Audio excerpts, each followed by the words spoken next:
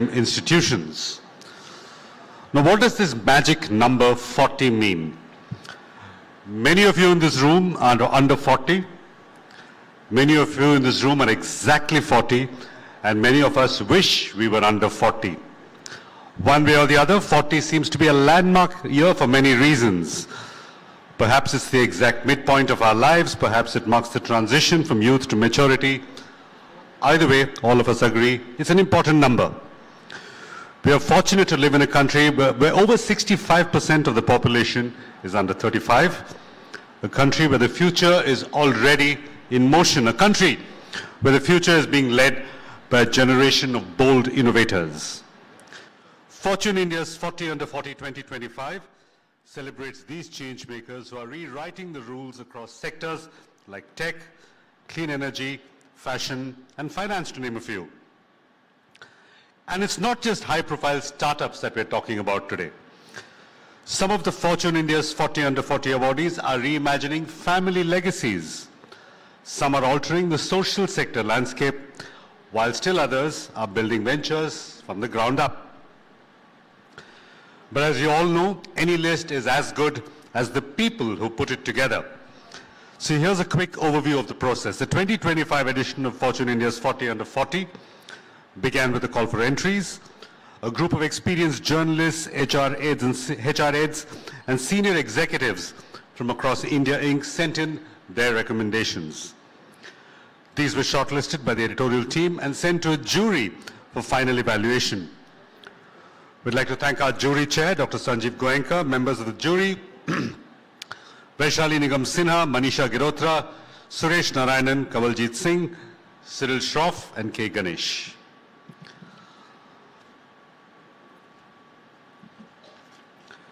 In a little while, you'll meet some of our winners, but before all that, may I call on Fortune India's Editor-in-Chief, Saurav Majumdar, to open the proceedings today. Saurav, can we have you on stage?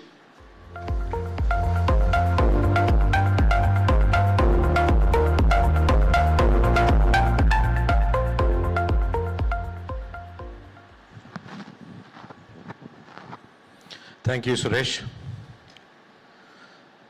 Good evening, ladies and gentlemen. On behalf of Fortune India and the RP Sanjeev Goenka Group, may I extend to you a very warm welcome to this evening's celebrations. Thank you also for sparing time and being with us on this auspicious day of Raksha Bandhan. The Fortune India 40 Under 40 is not just any other award. This annual event celebrates young achievers who are role models for millions of other young people who will be encouraged to follow their dreams with courage and fortitude. For a country which has the largest young population in the world and where nearly 70% of its people are under the age of 35, it is hardly surprising that young minds will be critical in powering India's journey towards developed nation status. India's entrepreneurial energy today is the toast of the world, as we know, with the country's startup ecosystem the third largest worldwide. Whether it is technology, innovation, or new ideas, young Indians are powering not just the nation's progress, but also contributing to the biggest and the best enterprises across the globe. Fortune India's annual 40 Under 40 list, the definitive compendium of the finest young business minds in the country, is therefore evidence of what Indians under the age of 40 can achieve. With the Narendra Modi government also underscoring the importance of the power of youth in contributing to the Viksit Bharat ambition, the Fortune India 40 Under 40 list serves as a key milestone in this important journey. Indeed, the power of young minds to come up with groundbreaking ideas is limitless. As this year's list also shows, ideas and enterprise can come from a wide range of young Indians, from across the length and breadth of the country, from a variety of sectors. Importantly, our list is a wonderful mix of first-generation entrepreneurs and also those brilliant young minds from storied business groups who are powering ahead into exciting new directions. Ladies and gentlemen, I would be failing in my duty if I did not thank our stellar jury which picked this year's list, sparing their time on a busy day to discuss, debate, and then finalize the 40 names. This year's stellar jury was chaired by Dr. Sanjeev Goenka, with Cyril Shroff, Kanwaljit Singh, Vaishali Nigam Sinha, Manisha Girotra, Suresh Narayanan, and K. Ganesh as members. And as you will see, the list is as diverse as it is a melting pot of talent and ambition. This evening, we also have an exciting program lined up for you, where ideas and opinions will lead to interesting conversations and important takeaways for the future. Some of those on the list will share their journeys of taking their ventures from niche to scale. We will also have a discussion on Made in India artificial intelligence and a session on how the next generation of leaders at some of the best-known business groups are reinventing their legacies. You will also hear leading voices like serial entrepreneur Ronnie Screwvala, El Catterton Chairman Sanjeev Mehta, and National Stock Exchange MD and CEO Ashish Chauhan sharing their thoughts with us. I would also like to express our deepest gratitude to Mrs. Rajeshri Birla, who is our chief guest this evening. So without much ado, may I invite you to enjoy this evening and celebrate the power of the young minds we will felicitate today. Thank you very much.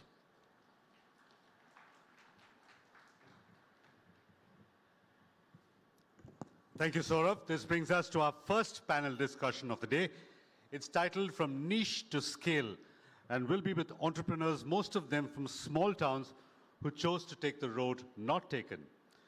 They've created businesses of scale out of niches like Banarsi saris, Momos, specialty coffee, and hair loss. May I first invite our moderators, Ajita Shashidhar and Urvashi Mishra from Fortune India.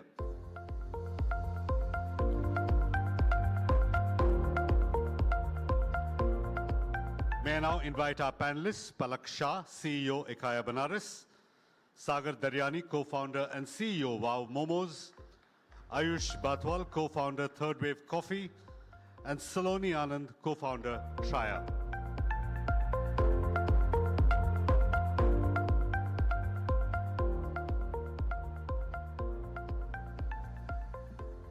Ajita and Urvashi, you have 20 minutes. The floor is all yours. Thank you, Suresh. Hello and welcome to Fortune India's 40 Under 40 Awards. Well, I find this bunch of panelists especially inspiring because when they started their venture and the categories they are currently playing now, the category actually, it hardly existed. And even if the category existed, it was a small niche. So if you, for instance, Palak, when she launched Akaya Binaris way back in 2012, all of us, like for all women, having a Banarasi sari in our wardrobe is a dream come true. But how many of us actually knew about a Banarasi sari brand? I doubt. So she was the first, hers was the first Banarasi sari brand, Akaya Binaris. Similarly, Ayush. When Ayush and Anirudh launched Third Wave Coffee, specialty coffee was hardly a narrative in India. India was known for its cheap Robusta coffee beans, which would go into instant coffee. So now let's kind of understand their journey as to how they converted niches into scale. So Palak, I would like to start with you. So when you launched Akaya Binaris, you came from a family of wholesalers. You came from where brand building was was clearly an afterthought. So what made you believe that, design thinking, brand building in a category like Banarasi saris is likely to happen? What made you believe that you can go ahead with this journey? I honestly did not know I was going to join the family business. I was studying in London and I came back my dad wanted me to come and join the business, and the real reason was that he wanted to get me married.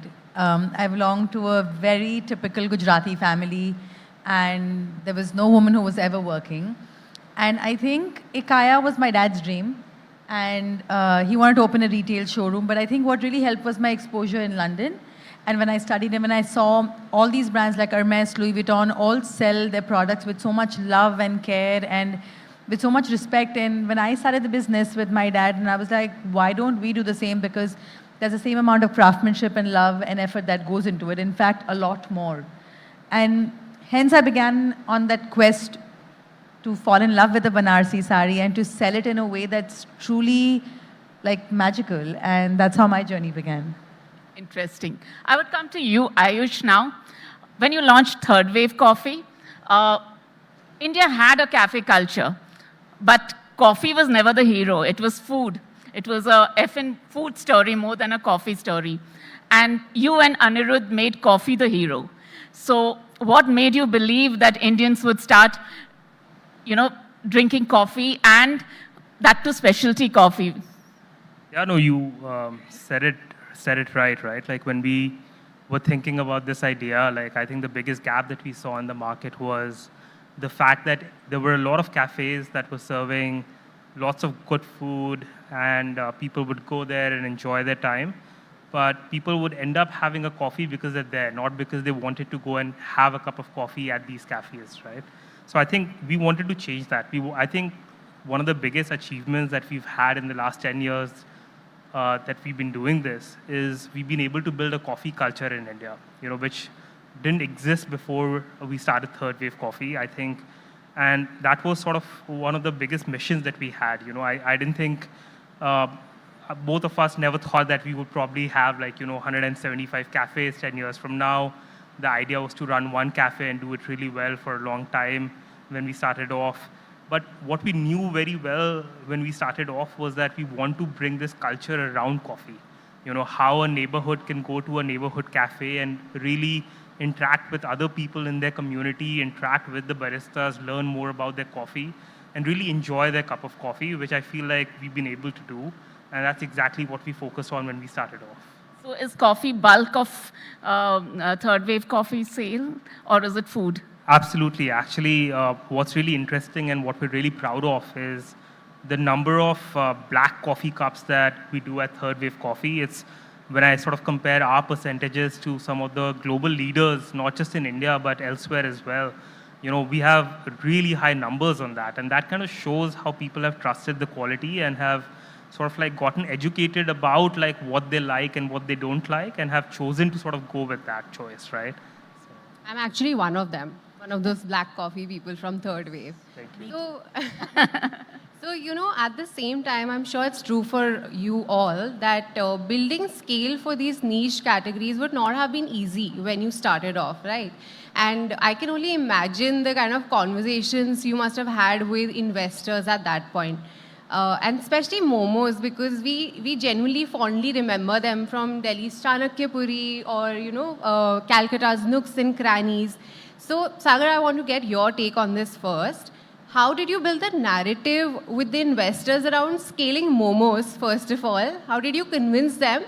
And, were there any instances where they actually turned you down?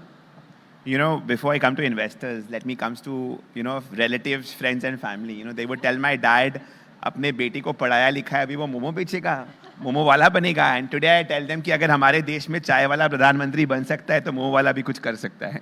True, absolutely true. But to be honest, see, I was very clear in my mind that I was always inspired by brands like Domino's, McDonald's, who've come from abroad to India. And I was like, if Domino's can play with pizza, why can't we play with Momos, right?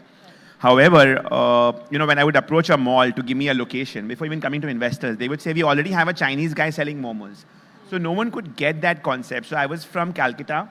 और वो जो होता है घर की मुर्गी दाल बराबर, I never got a location in any mall in Calcutta. So then when I started doing well and opening high street stores, I went all the way to Bangalore and opened my first store in Phoenix Market City Mall there. And trust me, I was doing more numbers than an American sandwich company there also, because I opened with the mall, it was a new concept. And I think what we had in mind, we had to walk the talk. So sometimes what happens as an entrepreneur, what you have in your mind, the other person cannot see. So you have to walk the talk, execute, and then show them. And again, those malls in Calcutta got me in. And earlier I would pay 20% revenue share, today we pay 10% revenue share. So today we have the commanding power to the extent that if a new location comes up, a new mall comes up, our we are already earmarked in the 4 plan that, it's a category that we want, right? So you become a category creator. So I think it's very important to visualize what you want, go out there, execute, create, never say never. And to be very honest, when it came to investors, people would ask me what the TAM is. Now see, Domino's converted a roti eating country to a pizza eating country, right? My job as an entrepreneur is to build the TAM. Okay, and when investors would ask me what the TAM is, will you sell in South India, will you sell XYZ? Today I can proudly say I have 90 plus stores in only Chennai. Okay, I have more stores in South India than I have in North India, right? So net today, a small kid in Chennai will tell his dad, "Appa, mujhe wow momo khana hai," like in the local language, by seeing a local momo player. So we've become the product and the brand. So I think you have to go out there, execute, walk the talk. When people write you off, देखो लोग तो कहेंगे, लोगों का काम है कहना, right? So today investors ask me, will Momos sell in a Siliguri and a Darjeeling when it already sells? So investors will keep asking and keep doubting. You have to give the answer. I think, I give this example of Domino's, how they converted. I mean, if they can sell a 300 rupee pizza in 400 cities, I'm very confident I can sell a 100 rupee momo in 400 cities. So I think now the TAM and all that has been answered. But yeah, in those days, there were doubters. There will always be doubters. I think as an entrepreneur, your job is to go out there and walk the talk. Yes, we become very emotional about the ideas that we have. I think if we can mix that emotionality with practicality and believe in what we feel can actually happen and visualize and manifest. I'm a big believer of manifestation. So the day I started, I remember I was visualizing my store in the best location of Calcutta, in the best mall of Bombay. Today I visualize Wow Momo in Times Square, New York. So, go out there, visualize, manifest, and achieve. Is there any incident where you actually had to convince an investor? We've always had to convince investors. I mean, even if the business was doing well, you had to convince them, right? Because see, questions will be there, right? I think it's more about giving them the right logic and also back someone who believes in you, right?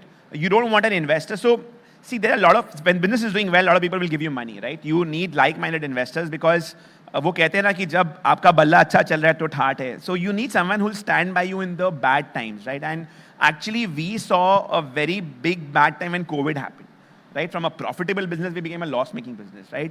So, looking at my investors, one of my funds, they put in their fund management fee into us during COVID, right? So that's called real backing, right? And then they made a 7x, they made a 12x when they exited, right? So that's called real backing. So I think more than just getting the money, it's very important to get an investor who maybe doubt you, but if you feel that he's willing to stand by you, he's willing to, be there for you, I think that's very, very important. So it's not from whom you take the money, but, not just from you taking the money, but from whom you take the money, which is very, very important. Absolutely. So, Saloni, coming to you, I think it must have been a double whammy for you, right? Because hair loss in India is still seen as a cosmetic problem. And we just have quick fixes with shampoos and conditioners. But you have focused on gut health as a solution. And so it's a lesser known category generally. And being a woman, you have made inroads into a very male targeted niche category. So how did that play out into your conversations with investors? And was it very, very different for you? I think for the women part, I don't think I have had any experience where I felt being looked at differently. And I feel very blessed to have always found people who've sort of supported and encouraged me. For the other side, right, the company Traya, I think I agree that it was very difficult, especially in the early stage, right? The first time I went and I spoke to investors about Traya, they just couldn't understand what we are trying to do. And for us, it was extremely simple. We are here to grow hair. We are here to get hair back. And I remember my first pitch deck that got us the seed funding had 35 people with a bald head where they had covered and, gotten their hair back. And we said, hey, we can do something that the thousands of hair products out there cannot. And that's what we are trying to build. But, and I don't blame the investors. When you try to do something that's very different, it's very difficult to predict at an early stage because there's hardly any revenue. And then they don't know which bucket or playbook to fit in. So they kept asking us, are you a shampoo brand? Are you going to launch products? Are you going to launch more SKUs? And we said, no, we don't need to sell a shampoo. We are here to grow hair, and shampoo has nothing to do with growing hair. So they said, okay, what do you have? I said, we have a diagnosis, and we sell a customized kit because that's critical for efficacy. And then we have doctors, a prescription, and an adherence model because it takes time to grow hair. So they said, okay, are you telemedicine? And they just couldn't put us into a category because we were a mix of multiple things. So it was difficult to understand. But I honestly believe raising fund is like marriage. You need to find the right partner. And when it works, it works.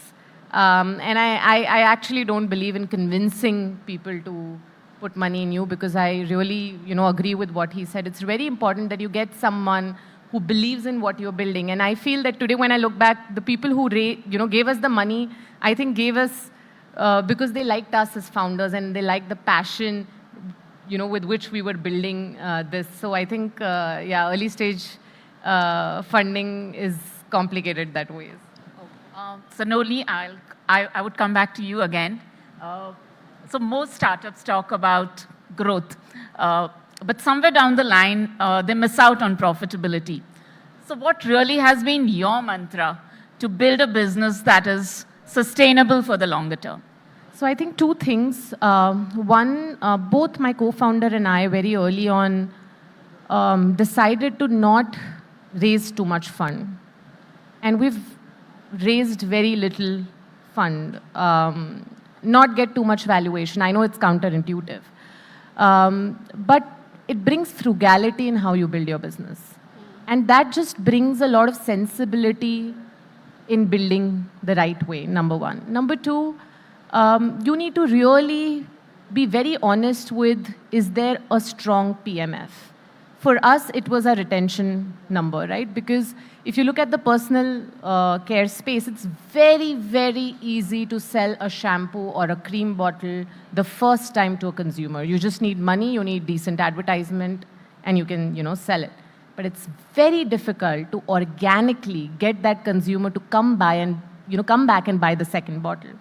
So at Traya, that was a North Star metric. And there have been times where growth was great and we stopped growing because the retention number dipped. And we said, hey, we need to first bring back the retention and then probably go back to growing. And these are the two things I think that really helped us build sustainably. Interesting. Sagar, coming to you, what has been your mantra to build a long-term business? Because apart from selling Momos, you're kind of diversifying into other verticals also, like Indian Chinese and things like that. So what really has been your mantra? See, we've always believed that 1 rupee saved is 5 rupees earned, right? So I think consumer is the king, give the consumer what they want. I think at WOW, we've been able to build a very strong team because, I think food is a very, very difficult business. It's a 24/7 business. You produce all day, you sell all day, and, you have to satisfy everyone's palate. And, it's very difficult to please everyone. And also, I really feel it for the team because we have 8,000 people now with us. And, for them to stand 8 hours, smile and serve is difficult, right? So I think this is a people's business. It's by the people, for the people. I think we've really kept people right on top. I think for us, consumers are important, but I think the team is more important. One good employee can get you 10 good employees. So I think one thing that we've been really good at is retention. I mean, the amount of effort you put in rehiring and training, and I think more than being a food business, we are more of a learning and development business because this entire industry has gone through so many waves where earlier it was commerce, then e-commerce, then quick commerce, food tech, etc. Right? So I think you need to reinvent yourself really fast. What's got you till here will not get you till there. I think we've been really agile, following trends, doing things differently. So, 10 months back, we launched Korean Momos. And then we saw after 6 months that every QSR was doing a Korean burger or a Korean pizza, right? So you need to move ahead of time. You need to, for example, last year we launched this Chinese thali in WOW China. It did really well at 199. Now we had to take the consumer from 199 to 299. So we've just signed up this brand ambassador called the Great Khali, who's the wrestler, and we're doing a Great Khali Thali, which is at 299. So for the same consumer, how can you upgrade him or her, right? So I think adding something to the menu, removing something from the menu, managing the food cost. Like earlier, all our momos would be handmade. We were 15 cities, 15 kitchens. Today, we are 3 factories that can make 2.2 million momos a day. So it's 60% machine made, 40% handmade. How do you, get margins there? How do you improve gross margins? How do you stay afloat and relevant and profitable when online is becoming really big because offline has more margins? So I think, for us, data fuels growth. People talk about food tech, but selling online is not food tech. For me, real food tech was creating a Momo vending machine, like call it ATM, anytime Momo, giving you instant Momos. Building equipments that can steam a Momo with less than a minute so that you handshake with the delivery rider in 4 minutes and it reaches you in 10 minutes. So I think that is real food tech for us. And, that's what we've done. We've built our backend accordingly. Today, the entire company operates on ERP, accounting, all that is there. But we have something known as the Wow Edge, which is where, you just don't track real-time sales, but you track real-time costs. So end of the month, 30th of July, if you want to meet your monthly targets, how much more discount can you give, ensuring food cost is not going down, but profitability is going up, rental costs are coming down. So I think this whole technology where you are hiring people using tech, you are hiring part-timers using tech, you are controlling cost. I think everything being live on the server out there and using data for growth is very, very important. Like I said, in this industry, 1 rupee saved is 5 rupees earned. And it goes with my name. वो कहते हैं ना बूंद बूंद से सागर भरता है, तो trying to do that. So this question is for you all. You've all had a very inspirational journey, as we all know. And today, many young Indians, they are building from scratch. They want to create something of their own. They're taking risks, and they want to achieve success as well.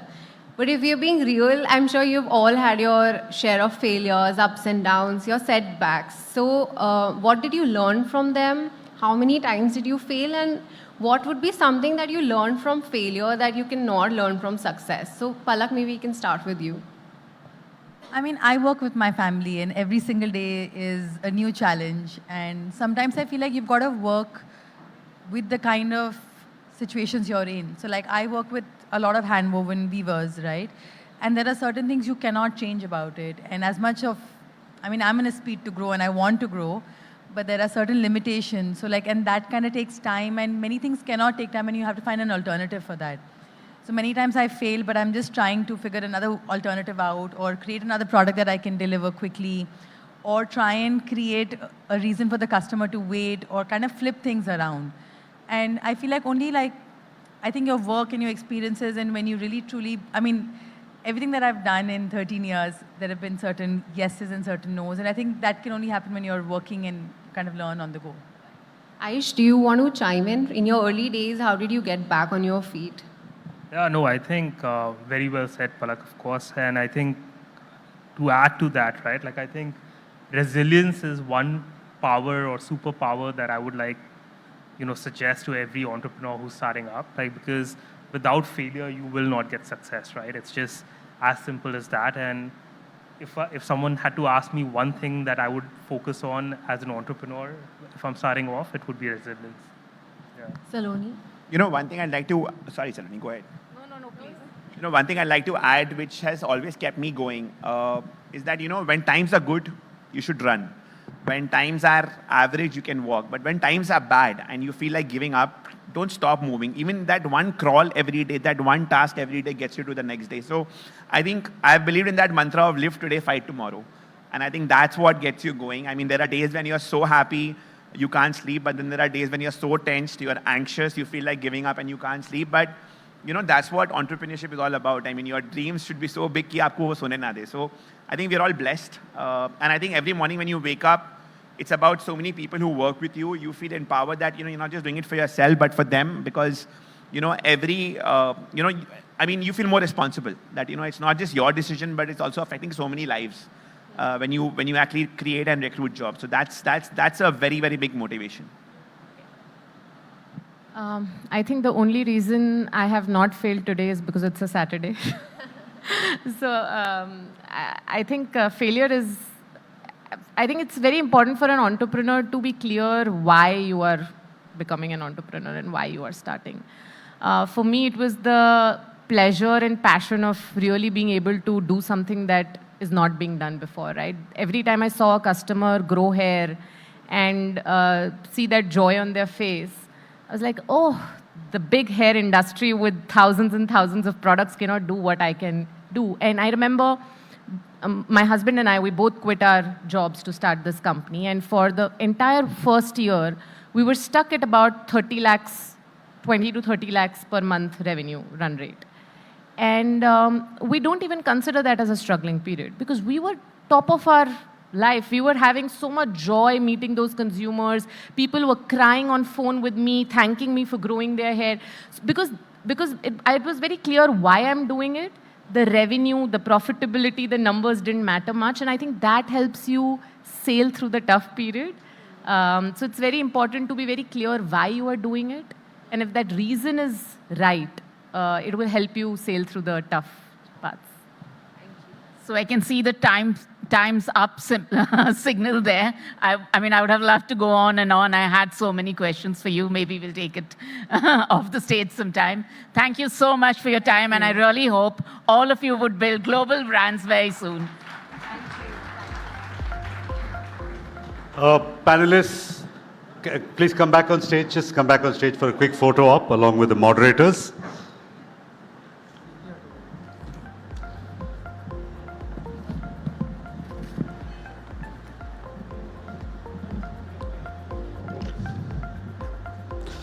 Thank you, panelists. Thank you, Ajita. Thank you, Urvashi. Take your time for the photo op.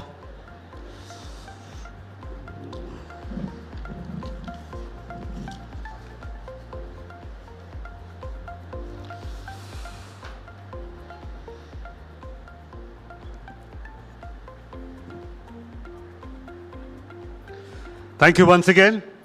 This brings us to the hot topic of the day, AI, and most specifically, AI that's made in India. Now, Sarvam AI is one of the first companies to be selected under the India AI mission to build India's sovereign foundational LLM. They're building an AI that can be used in 10 Indian languages. We're going to find out how this could impact the digital infrastructure stack and how accurate AI is likely to be in Indian languages. May I first invite our moderators, Rukmini Rao and Vidhi Taparia from Fortune India. May I now invite the man of the moment, Pratyush Kumar of Sarvam AI. Pratyush, can we have you on stage?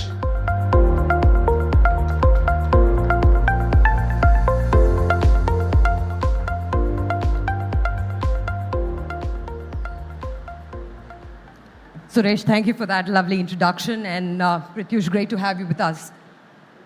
First, over these years, what I've realized is in the Indian startup ecosystem, there's a Nandan Nilekani fanboys club that exists, and there are too many startup founders who are members of that.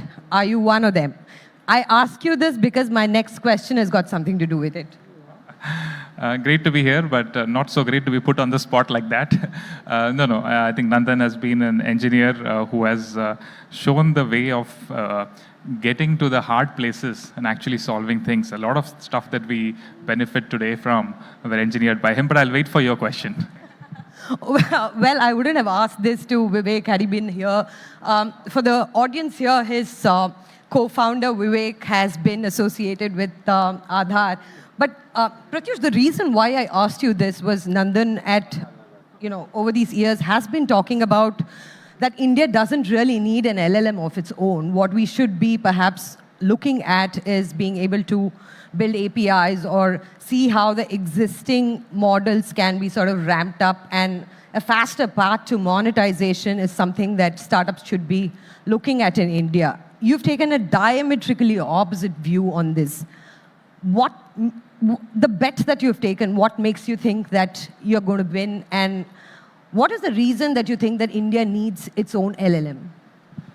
So one quick background. So before this, I was teaching at IIT Madras, and at IIT Madras we created a body called AI for Bharat, which incidentally was funded by Nandan Nilekani, right? I saw Rohini Philanthropy being a part of it, though. So I think they have been big sponsors of AI. But to your point, right, I think there are two things here. One is, what are the engines of value creation today that we should all be investing in as companies, as organizations, as country? And what is it that we should be investing in for the medium term in terms of research and development capabilities, right? I think both can coexist, right? For value creation, you need to be super fast and build on top of all the great stuff that is coming out very, very fast. But at the same time, we must be aware that though we are behind on this race, we need to have a game where we are playing at the foundational layers, simply because this is such a critical technology. It is one of those technologies, maybe you can count quantum, maybe you can count space, nuclear, I think robotics, and perhaps AI, right? These are so critical that they will drive so much economic value that we need to have the muscle trained in some quarters of how to do this, right? So in my mind, I think the vast majority of our economic engine should be thinking about building on top of AI, creating value, value positive experiences for citizens and consumers, but we need to have the ability to train these models as well. Got it. Also, Pratyush, given that you're looking at 10 Indian languages to sort of deliver AI, in India, every regional languages change, 30, 40 kilometers. The Tamil that probably is spoken in Chennai is not the same as one that's spoken in Bangalore. The Madurai Tamil is very different. The nuances of Indian languages with, the syntax or the way things are pronounced, especially when it comes to having a speech-to-text prompt, right? How difficult is to train an AI to understand Indian languages? Because English is pretty standardized and, it's not all that very different if you're even looking at text-to-text or text-to-speech. What have been the challenges really to be able to sort of take over 10 languages, understand the nuances, or is the model good enough to understand these nuances? Are we still a long way to go when it comes to, the system being very intelligent to understand the language in its entirety? Yeah, that's a good question. I think the broader framing of that question is that you need to build these AI systems to work for people, right? And there are various barriers that inhibit that. And one of them is language. There are others as well. One of them is language. And I think that occurs from, not enough digital data being there in our languages. The whole of large language models is on the back of 2 decades of the internet, where we played a role, but more as a consuming economy and more or less towing the line of what existed. I think a lot more has happened in terms of Indian content over the last decade, which is interesting. So by the way, that's also a point about the first question that you asked, right? Which is, these are fast-moving cycles. And if you invested in internet economy in 2000s, like the Chinese did by mandates on what kinds of companies can work, they can go build the next generation of companies, right? But coming back to your question about Indian language, I think it's all about access to high quality data. And that data is not available at the scale that is available in English, right? Secondly, we are a ridiculously rich country in terms of culture, right? Which other country has languages varying at this rate, right? So being able to bring that in terms of representation and then being able to build use cases on top of that is what is required, right? If you talk about, you are talking about offline about Tamil spoken in Madurai versus Tamil spoken in Bangalore. Now, do we have use cases which touch those people using these models in those languages very, very effectively? And I think the answer is yes. So rather than looking at it like, hey, we don't have the resources in terms of data, the question is, do you have value positive use cases which can trigger the generation of this data? I'll give you a quick example. Last month, SBI Life, which is one of the largest insurance companies, had to reach out to about 4.5 crore people, right? That's about a certain percentage of all people who own smartphones or phones of any type. And they had to do it in 10 days because a certain insurance scheme was sort of like required a renewal and they had to call out to them. And we actually, we're using products at Sarvam with completely our own models, were able to scale out, and actually 4.5 crore people in India across states got those calls and then decided to actually buy a certain insurance scheme, had questions that they asked. Tens of lakhs of brochures were delivered to people over WhatsApp and so on. And it turned out that SBI Life ended up creating 200 crores of additional collection basis their baseline, right? If you have economic cycles like this that kick off, the scale of India is our wedge, right? We can then create the data and then make it actually close that gap out. That's what we are trying to do. Pratyush, the adoption of ChatGPT or other generative AI tools that are available, probably the extent of use of these apps, etc., gives them access to data. When people are using it, you know how people want to ask questions and accordingly train the AI model. But how do you make Indian people use something that is built for them in languages? Are there challenges in terms of adoption of an Indian LLM being there and probably an app that comes out? Do you think that people will be open to using it, or how do you nudge people to use it? The amount of publicity or the might that is required to disseminate the information is so much. I mean, I can understand a big tech having all the might to tell the world that it's easier for them to reach out. But for a startup like you, to get the data, to get people to adopt that, is that a challenge? That's a very good question. So I think the use case, a flywheel, requires adoption at scale.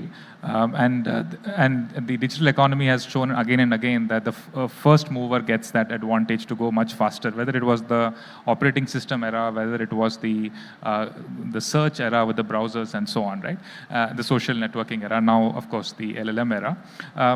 I think that's an important challenge, but I don't think consumers should make a false choice between what is high quality and what is Indian, right? They should only adopt things which is the highest quality, right? I don't think businesses can be built sustainably with that imperative. And I think what this really means is we should innovate on top of our models, other models, use cases which are meant for citizens, right? In fact, various companies are doing it. So Keshav is here. They are building a company called Equal that's trying to really scale that out. I think these things would be built. And the fact that we are here in India, we understand our users better. Our focus should be on closing that gap to actually creating value positive experiences. And it is just not the language part, by the way, right? Let us take education, which we really care about. How do you prepare for JEE, right? How do you prepare for a NEET exam or a banking exam? How do you do it much better with AI? Or, for example, take something like healthcare. We were talking in the previous panel about healthcare. We might have sensibilities around Ayurveda and certain home remedies, which are different, right? So language is one, value system and the knowledge systems is another.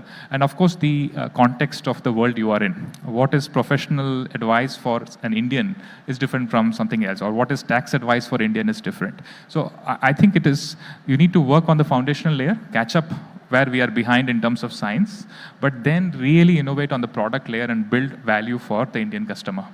Pratyush, can we catch up is the question, right? We must, right? And frankly, what's worthwhile if you don't even try, right? I think it's so important that we should catch up, right? And we are the fourth largest country in terms of economy, and we should definitely have these bets, right?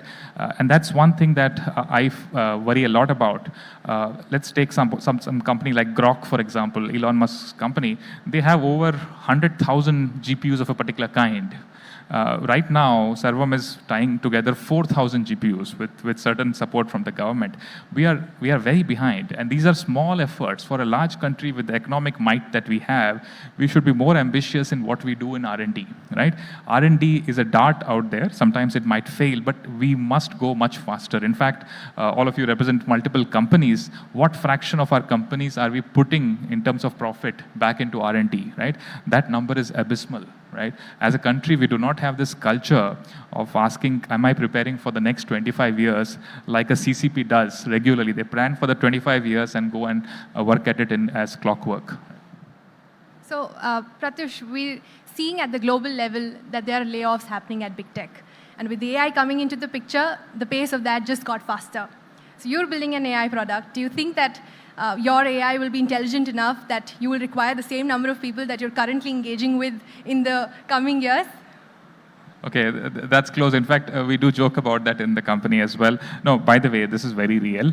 The AI models are getting so powerful so quickly that work across the spectrum, whether it is knowledge work, whether it is certain other kinds of, let's say, more business process-oriented work, they are getting automated very fast. And I do not see enough recognition of this in various quarters, right? And it's just the start. I think there's a long way to go. This whole technology is 5 years old.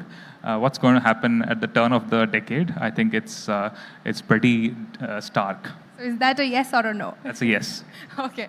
And so you also spoke about your time at IIT Madras. You've seen research at IBM, Microsoft, and then you co-founded AI for Bharat, just like you said. Do you see that? So India has been a healthy playground for innovation and ideas, but not a lot of startups, not all of startups have been able to turn into viable, scalable business. What is that the one thing that we're lacking in this entire ecosystem, where research has been equally great for incubating ideas, but they've not been enough for building them into multi-billion-dollar businesses? No, there are two aspects, right? I think as a startup economy, we are starting to mature, right? I think the number of bets that are being made, which are world-class, the founders who are world-class, I think that number is starting to take off. And I think people do respect what we are doing in the startup ecosystem. I think deep tech startup is another game, right? And that comes from the ability to get together researchers with people who can think business. And as a country, we have not combined these two very well, which is, by the way, very obvious in countries like the US, right? The universities, usually professors, the professors and the students often tend to work on startups. I think it goes back to the point about how much do we value innovation as a country. My own experience is that Indian organizations are very value conscious, and that can become a little bit of a double-edged sword, and you don't adopt innovation, and hence the playground for innovative work is not as much there. A founder would rather fly to the US and start a company there than hustle about here, right? I think that's a change. That's the thing we need to work on. I am hopeful that with greater push for whatever is happening geopolitically, whatever is happening in defense, we recognize the structural need for more innovation, right? And then it creates the, let's say, researchers, faculty members, people even outside India to come back and build here. So who do you think would be the forerunner in this entire cycle of fixing the system? Means, would it be the government? Would it be the organizations, the institutes, or who would be the? I think it's a combination of all of them. I think the government has to play a critical role, and I think I'm seeing signs of that. But a lot more needs to be done. But also enterprise, right? So the Indian enterprise has seen various ups and downs. But now looking at the next couple of decades as being technology-driven and investing in that, I think will be an important signal. We have the capital. Access to capital is not a problem. Access to talent is not a problem. I think structurally coming together as government and businesses and putting this together would be useful. Hopefully that happens. But Pratyush, I want to get your candid thoughts on something that has been bothering me for a while. Today, Indian startups use the word AI very loosely. You know, it's almost like a marketing pitch. Does that muddy waters for people who are actually doing the real required work in AI? Is it like a barrier where, you know, your niche is taken away by people who are not really doing anything related to AI, which probably is just some kind of automation, but the real guys who are working on real AI bit are being left out, or the differentiation that is required as an AI company sort of is getting diluted because everyone is using AI as a marketing pitch? I wouldn't say so. I think people should liberally use AI wherever it helps them. In fact, I was at a... Why did it say AI? Yes. I was at the office of the chief digital officer of a very large group in India. And I was hearing there that they are finding it hard to make decisions on technology to buy because they don't understand what is good, what's not. I think this is natural. The technology is moving so fast that our understanding of it, clarity of value propositions, they have not yet been built out. But I think that's par for the course. Well, I think we have time for one last question. Pratyush, in the entire ecosystem, there's this talk of the cost of AI coming to zero at some time, right? And today, any of these large enterprises that are here with their AI apps or AI offerings are all built on existing enterprise clients, like Copilot is banking on Microsoft's enterprise plans. And Grok has Twitter users out there to bring that might. Do you think that, how is an enterprise adoption the real test of whether the AI is successful or not? And I want to know, what is the monetization path for Sarvam? Because there's been some bit of confusion around whether you're going to open source the model or not, and some clarity around that would be helpful. Yeah, I think VCs would like to rephrase the question as, what is your moat, right? What are you building? And my co-founder would funnily say, there is no moat. The only moat is if you dig one. That's the only moat you can create.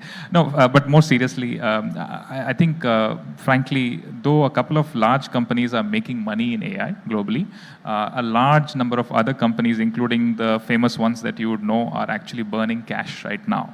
So what is the economic engine around AI, given the amount of investment that has been done, is an ongoing open thesis, right?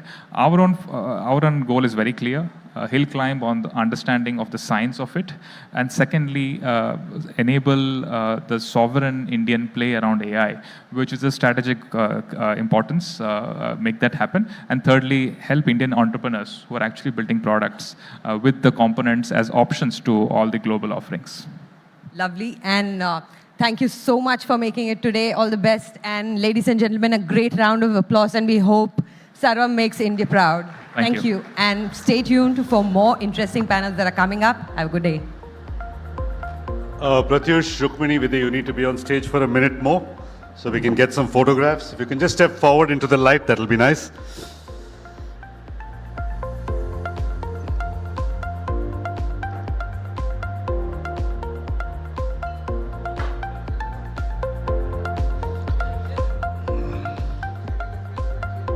Sorry, the demands of the paparazzi are high, so. Thank you, Pratyush, Rukmini, and Vidhi. Thank you for that insightful exposition on a sovereign AI. Let's now move on to the next part of the evening. There's lots of media attention on glamorous, well-funded startups. You've got to maintain silence on stage. With all the glamorous attention on well-funded startups, it's quite easy to forget that the bulk of the Indian economy is still comprised of legacy businesses.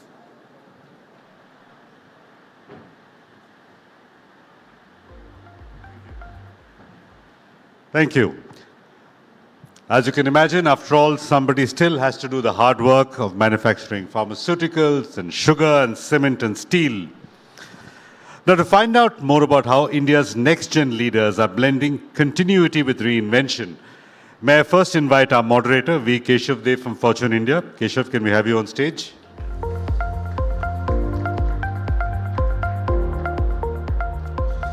May I now invite our panelists, Aman Mehta, Managing Director of Torrent, Keshav Reddy, founder of Equal, and Avantika Saraogi, Executive Director, Balrampur Chini. Aman, Keshav, Avantika.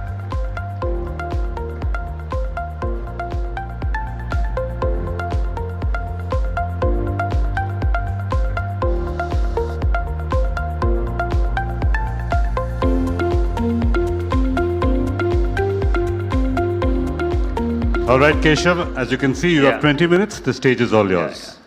Good evening, ladies and gentlemen. It is a pleasure to anchor a session, Reinventing Legacies, with some of the finest minds from the next gen of India's legacy businesses.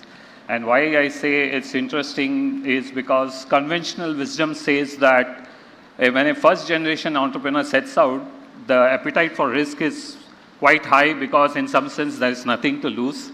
But when it comes to the next gen, the appetite, I mean the equation flips and the appetite for risk may not be as much because there is a lot more to lose. But then there are always outliers, and one such outlier is Avantika, who is running a commodity business which manufactures sugar. While by nature sugar is sweet, but running the business can be a bitter one. So, and what you have done is chosen to creatively disrupt your business. Can you give a sense of how you're doing it and why? Thank you so much for that question. And I don't know if I'm disrupting just yet. We are still in project phase, so I hope we disrupt next year. But so yes, we traditionally make sugar, ethanol, and bagasse-based power. And now we are diversifying into making bioplastics from sugar. So it's going to be 100% bio-based plastic and 100% compostable as well. We're going to be the first plant in India, the first industrial scale plant in India. And we're also achieving 2 global firsts with our project. So it's going to be the first, our bioplastic is called PLA. So it's going to be the first plant in the world that makes from sugarcane to PLA in one location. All of the other plants go from either sugar or from lactic acid, which is an intermediary. And the second thing is ours is going to be the first which is going to be run only on renewable energy. So yeah, I hope it all turns out well. Yeah, Avantika, the way you put it, I mean, you're given what you're doing, but can you tell your audience that the plant that you're setting up is a 2,850 crore capex, and it took you 4 years to convince the board. So obviously, why? What was the big hesitancy from the board to clear this plan? So before the board, it was the management. And just to give context, the 2,850 crore that we are talking about is 6 times the FY25 revenues of the company and nearly 75% of the net worth of Balram Chini. 6 times profit. Yeah, 6 times profit of FY25. Yeah. So, of course, it's exactly what you said before, right? I am a 4th generation family member in this business.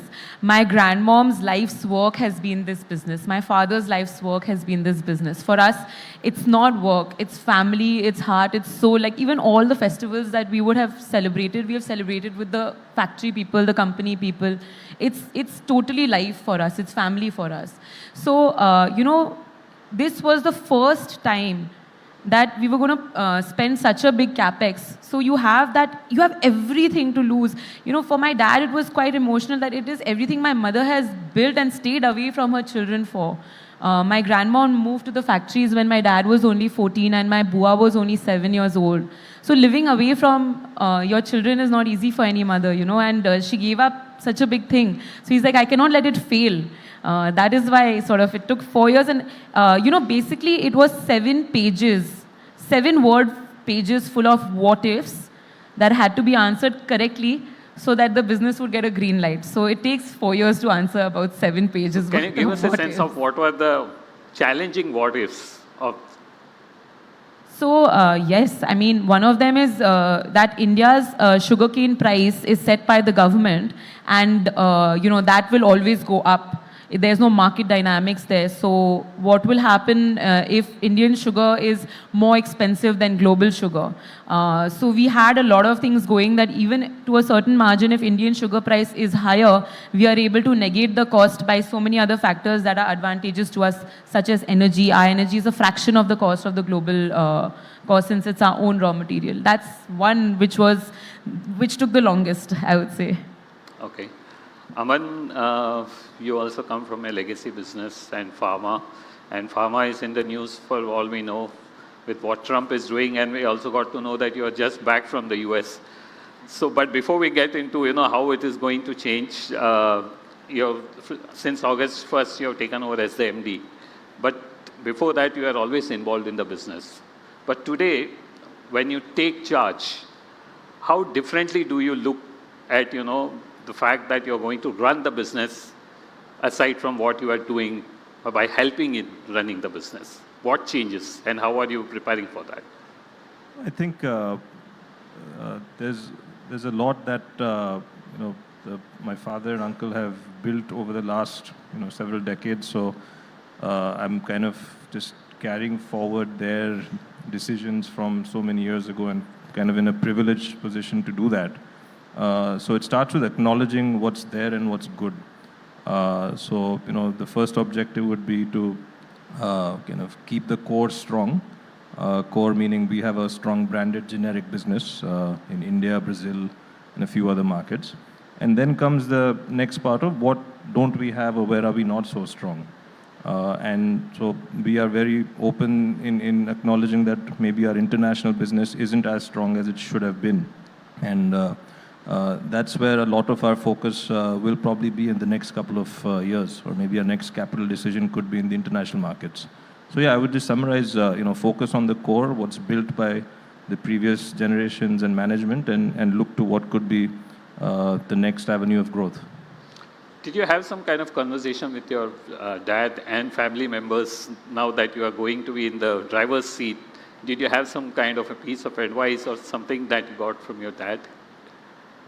Yeah, a lot of bits and pieces, but a few kind of words that tend to stick out from maybe my uncle or father is that they've always looked at problems or difficult crises as opportunities, because that's when things could really be used to your advantage rather than it's not always all bad, and they've seen those cycles many times over. So maybe that experience that they would have had gives them the confidence that like the current potential geopolitical change that may come, how do you capitalize on that? What can you do rather than saying that it's going to be a tough time? So there's both sides of the coin that you should look at. So. Keshav, you come from a family whose fortunes have been intricately linked to the India growth story, India's infrastructure story, and they have created some marquee projects, infrastructure projects, the best airports for the country. But what made you choose to step out of the GVK umbrella and create an identity of your own with Equal? Thanks for inviting me, first of all, Keshav. It's nice to have a namesake and being interviewed by that. But so the GVK values, the value system have always been around humanness, hard work, building for India, and the hunger for doing something really big, and most importantly, true spirit of entrepreneurship. Over the past 30, 40 years, we've built 6 to 7 large businesses, and that innate spirit and that value system is what I have as well. Although I didn't move away from the GVK umbrella. Actually, I manage 3 businesses for us as on the board. So our pharma services business, Arrogen Life Sciences, our GVK EMRI, which is the largest ambulance system in the world, and the family office. But apart from that, I realized that what is the next avenue for growth is going to be, software, technology, AI, and that is where I realized that that's where my legacy will get built. Each generation will do something different, and that entrepreneurial spirit is what I take in trying to build something new. And with that, we started with Equal 3 years ago, and it's amazing that in 3 years today we have 95 million Indians as customers. We process 1 billion transactions. We're India's largest data sharing company. And the next 5 years is going to be even more exciting. The vision is to have half the country using us, so about 500 million users, and will be using us with our application AI company, what we're building on top, which Pratyush called me out for as well. So super excited. I think the common thread is entrepreneurship. Avantika, you have chosen a high capex, it's biomaterials, no playbook. This is the first time that's happening in India. So in some sense, is this your moonshot in scripting Balrampur Chini's, I would say, destiny and legacy? So, I never thought about a moonshot or my legacy, or like that was not the thing which was really driving me. What was driving me is that, the sugar industry, as you said, it's really bitter sometimes to run it, because the sugar cane price is determined by the government. The sugar price is regulated by the government. The ethanol price is set by the government. The power price is also set by the government. So the only way that we can do something and how we excel is by having mad efficiency. So that is what our company has excelled on for so many years. My thought was, how can we sort of make it less dependent on everything and everyone else, and adding real value for a future which will also drive the future of our country and the road that we want to traverse with sustainability. We support 550,000 farmers. We support 10,000 villages. So it's all about making sure that legacy lives on for 50 more years. So it wasn't about anything else but the severe want to make this even bigger and even more successful, so that every single person who's associated with us down the line has a good life for generations. Aman, you have taken charge at a time which is the most disruptive phase. I mean, both in terms of how the industry is facing and the external factors. What sense do you make of the US tariffs? Since now you're back from the US, you could give us some off-the-cuff experiences, and what do you think how it is going to shape the pharma industry? Because right now there's still no clarity on which way the wind is going to go. I think at least in the pharma industry, last couple of months, everyone was just in a wait and watch mode, just waiting for the fine print and not taking any knee-jerk reactions. But now I think the wait is kind of coming closer to an end, from whatever I could tell in the last week or 10 days in the US. The general sentiment, I think, is that change is going to come soon, and we have to be prepared. So, we don't know what extent it could be, but if you want to continue to remain a relevant player in the US or have a kind of larger presence in the US, a minimum commitment to the US market will be required, which may mean manufacturing or R&D, which was never really the case so far. So, it's a big change, and companies will have to gear up. I think there's no option. Beyond pharma, the Torrent Group has also diversified into renewables, healthcare and stuff. Could you give us a sense of why the group is choosing to do what it is doing? So it was actually the first diversification was led by my father and uncle in the 90s. So that was in the energy sector. I think they really saw the Indian market opening up after liberalization and saw that as a big kind of theme of growth. So it was more about identifying trends in where the GDP growth could be, where you could play a catalyst to GDP growth. So that was kind of their thinking. Then for almost 20 years, we didn't really diversify anywhere else. So we had, as a group, 2 sectors. Today there's 4 sectors, one being city gas distribution and the 4th being sports. And the theme is the same, that there was a mission laid out that India had to be a gas-based economy and increase the number of piped gas and CNG connections, and could Torrent play a role in that? That was the thinking maybe almost now 9-10 years ago. And that led to that decision. Sports, of course, was purely from the sheer magnitude of the opportunity that sports presents in the country, cricket especially. And the timing was fortunate where we could capitalize on one opportunity that came up. So I think it's more about identifying the trends where what could be the kind of new economy growth avenues, and do we have a right to win in those, and take those bets accordingly. Keshav, GVK has always created size and scale with infra. How are you replicating that at Equal? What's your grand vision with Equal?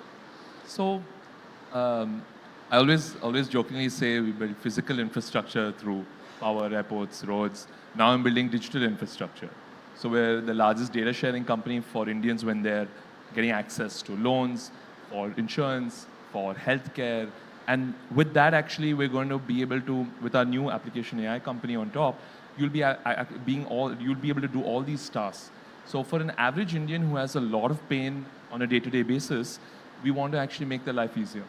And that at insane scale is what I'm building for.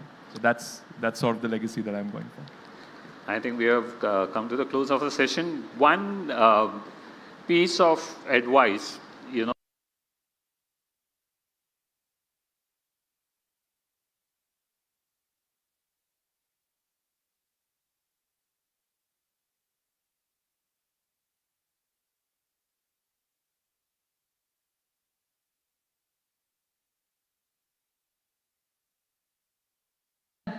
Avantika, you're not here to do business. You are a trustee. You do not have the right to fail here. So that sort of, I mean, you can see how that sort of tied it all in for me. You know, that puts the responsibility in the right spot. So I think, yeah, that's always the guiding light. Aman? One kind of interesting quote that I like is by Charlie Munger. He says, opportunity comes to the prepared mind. So, you know, if it kind of makes you avoid FOMO to a big degree. That if you're not prepared and something just goes out of your attention, it's okay. I mean, so and that really kind of is a good you know, guiding principle. So, Keshav, what's your? I think my parents have always taught me that, you know, be humble but be ambitious. And I think that is the golden mantra in today's world of rapid change and rapid scale. So that's my life's mantra. Okay, thank you, panelists. Humble and ambitious. And on that note, thank you for taking time out for sharing your insights on how you are reinventing legacies. Thank you. 20 minutes was too short. You'll have to take the Okay, thank you. Before you go, can I ask you to step forward for a minute, panelists and Keshav?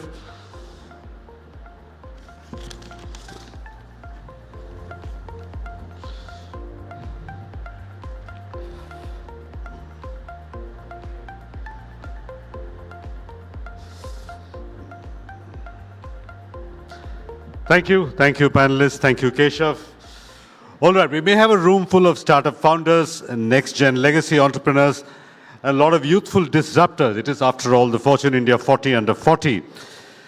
But it may surprise all of you to know that there was an India before venture capital, before e-commerce, and definitely before Instagram Reels. Next up, you'll meet a man who was a cable TV operator, a quiz show host, a toothbrush manufacturer, film producer, sports team owner, and startup founder, and he's not done yet. May I now invite Ronnie Screwvala, founder Unilaser Ventures, and Saurav Mazumdar, editor-in-chief, Fortune India, onto stage. Ronnie, Saurav.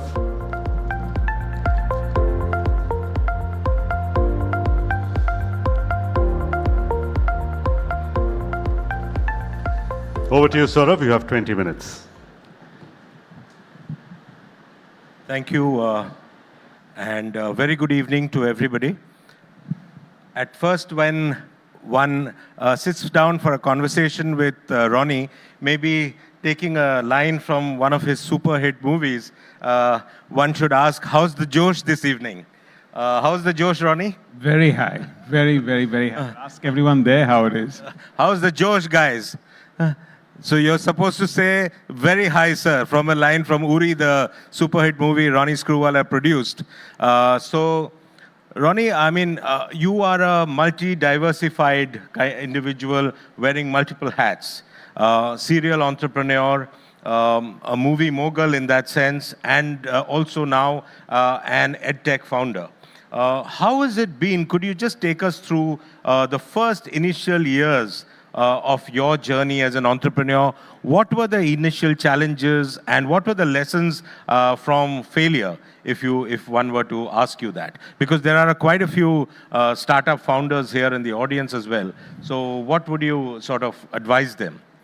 Well, look, firstly, I think it's a generational shift. So what happened maybe 20, 30 years back is no longer relevant, because what happens 2, 3 years back is actually not getting relevant. But I think some virtues stay the same.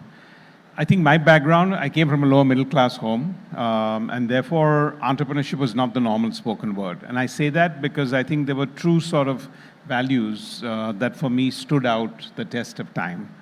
One is a complete lack of sense of entitlement. I think when I decided to get out there and start something, my dad told me, go ahead, after 6 months though. But whatever you do, I'm not there to bail you out financially. We'll be there morally for you. So that kind of stays out there, and I think we had some very sharp one-liners from everyone here in the previous panel. So I think everyone has their takeaway.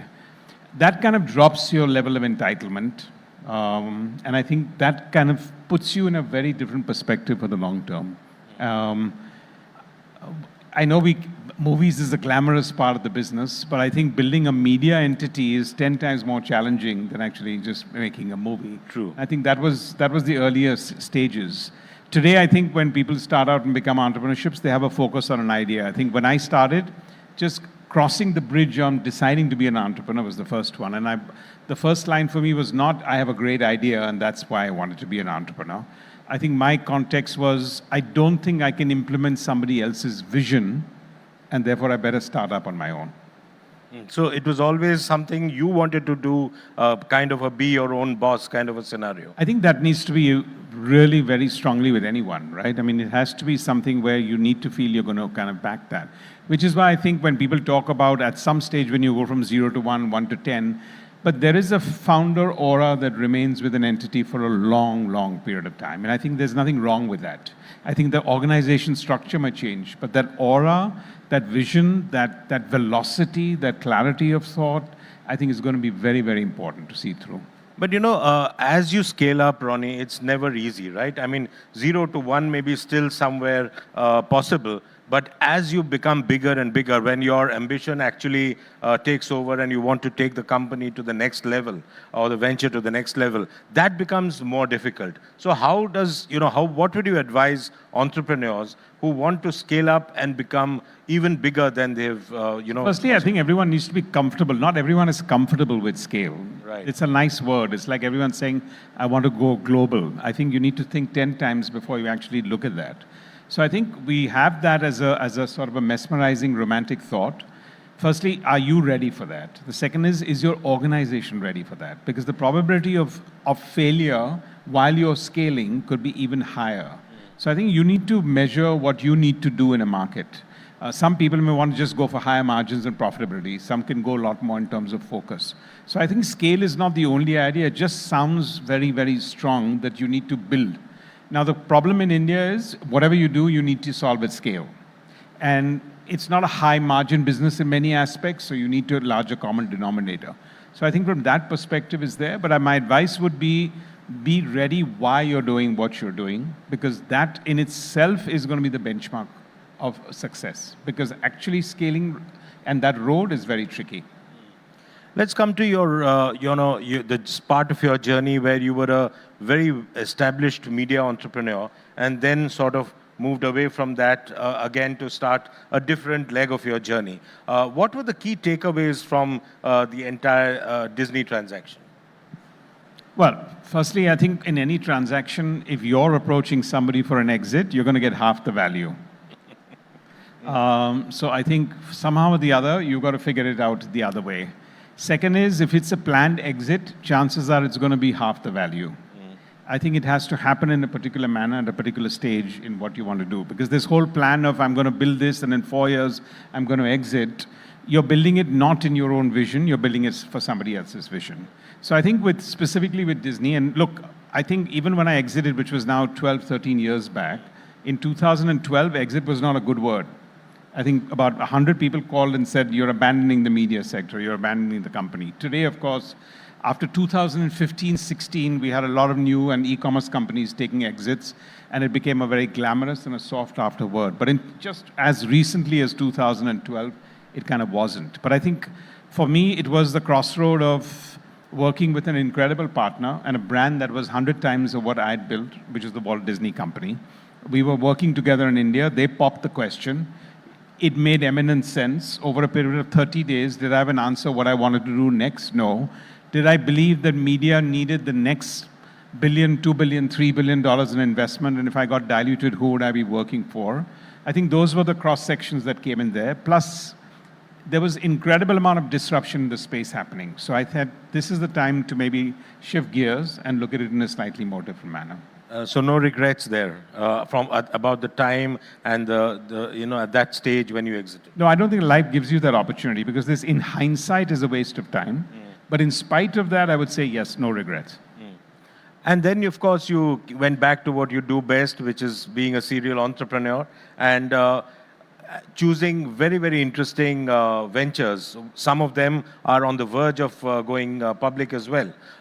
Some of them, like Lenskart, for instance, you were one of the early investors, which has now become a very large venture. How do you go about, Ronnie, choosing the investors? It's often said for serial investors or venture capitalists that they choose more often than not, they choose the person, the entrepreneur on whom you're putting in the money rather than the venture or the idea itself. Is that true? Do you also go by that? Oh, absolutely. I think it is very, very true in that. And I think not wearing an investor hat, but wearing an entrepreneur or founder hat and looking at a business from the other side is a very different view and a different glare. And I think the way one has worked with the founders there, you just bring in a different sense. But yes, what you're looking out for, I mean, today I think a lot of people, and I talk to people in my company where, people say, when you're looking for a founder, I'm looking for vision, I'm looking for clarity, I'm looking for problem solvers. I mean, today I think we need to look at problem spotters rather than problem solvers, because the world is not giving us enough time to solve problems. I think the sharp ones are going to be so nimble, so sharp, that they've got to be problem spotters. But I'll give you the anecdote as far as that is concerned, specifically on Lenskart, because at the time I was the second investor there, and I think when I went there with the founder and Piyush, and there were 4 cards at that time, a Lenskart, a Bags card, a Jewels card, and I think one other card. And I said, look, I'm going to invest, but you need to shut 3 of the cards down. And he thought I was negotiating. And I said, no, it'll be the same value. But the real focus of what you may want to do is something different. So I think that is something that you can do because you've lived it. You've been able to guide it to a certain level, and you can pop the question there. So as an investor, do you also mentor your investee company? I don't think anyone needs mentoring. I think mentoring is a little bit of a dangerous word. Frankly, if you ask me. I think having conversations with colleagues and founders at different age groups, different sensibilities is important. But mentoring is dangerous because you can't really put yourself in somebody else's position and you can't take everything on that guideline. So I think mine is a much more conversational approach. And I think if you can ask the hard questions, 5 more hard questions than what the person you're having a conversation with, you're adding value. And typically, what would be your investment horizon like? Would you like to stay on and see the company grow, go public? Yes, I think so. That's typically the kind it's not the treadmill. I mean, the beauty of this is I don't need to form another fund. I don't need to figure out the next level. I don't need to have a liquidity. But it also gives you the timing that when you want to hop off, you can also hop off in a very different manner. That's right. Yeah. That's also very important from an investor point of view. Coming to the startup ecosystem, which now, India is now the 3rd largest in the world. However, there are, dark spots. There is a kind of there are problem areas in terms of governance. As an investor who has seen some storied founders, done well with some of them, what is your advice to some of the startup ecosystem, the founders, or maybe those who want to set up ventures tomorrow in terms of governance? Look, firstly, I would say, I don't think it's a problem unique for India, so we shouldn't wear the hat on it. I think governance is an issue in many other developed countries. In fact, those governance issues go even deeper. Second, I think we look at governance in a very simplistic sense about statute, the board of governors, returns, financial. Actually, it starts at the very basic element of what's the motive, right? Because if you're transparent and you know exactly what you want to do, so I think the governance really starts with the founder and the team that the founder has built, and then the management ethics that go there. You can't spot governance and correct it. You have to go back to the root of it. And I think today for startups, that's what it's going to be. If we really want to create value, and look, legacy businesses and families were at one stage where the tax structure was so high that you felt removing money from a company was more profitable than the value. Today it's exactly the opposite. So your real value, your price earning multiple ratios are going to go up based on your integrity, your clarity. So I would say governance is also about the integrity of thought, integrity of planning, clarity of thought, because once you have that, you won't need to cut corners. But do you think there's also, in some cases, an element of greed that when there is valuation, you see the valuation, and it's happened in some cases, Ronnie. Of course, greed is a natural phenomenon. We are not talking about Gordon Gekko saying greed is good necessarily. Yeah, so I'm not compiling on that, but I'm saying that is a natural thing that would happen. But there are both sides, right? Because private equity investors, when they create FOMO, they're equally at that contributing table for what they want to do. But I think today, I've at least find with private equity investors, and look, they have a great track record, but my challenge is that when they get there, they've got to take hard calls. I've seen a lot of people where I said, if the founder is not working, what have you done to improve the corporate governance? So that's the stage when they get soft and say, but my reputation is I don't want to take on a founder. And I'm saying, but then actually, you're compromising your own responsibility. Absolutely. And I think that crossroad today we haven't really crossed, where when you're building a company and you're doing a repertoire and you've got 20 companies to invest in, why take on 2 founders? You can move on to the 18. That makes sense for you, but it's not contributing to the ecosystem. And the culture in startups is not to have independent directors right at the beginning. And those independent directors have a challenge because you have private equity investors on one side, you have a founder, and then you have an independent directors. So I think it's a tricky situation, which actually goes back to the ethics, the transparency, and the thinking of the founder. Do you think, some startups have started doing this, maybe egged on by venture capital or whatever? They've started sort of taking on senior people from larger companies, either as board members or as full-time executives, senior executives, top management. Do you think that helps when you get on to... It would help if you're willing to listen. Everything helps. But you don't need that. If you're willing to listen, a lot of things help. Right. If you're not willing to listen, but you want that more as semantics to actually show that that's what you're going to do, that's even doubly dangerous. So I think when you're in that early stages and you've got a board, and that board is with private equity investors, look, there is a little bit of conflict and there's a little bit of synergy with it, right? Because the conflict is they want you to figure out how to raise more money so they can do a mark to market, but they also want to see the long-term aspects. So there is that little bit of friction. My challenge with a lot of founders is the more capital you raise and the bigger your board, that's going to be 30% of your time.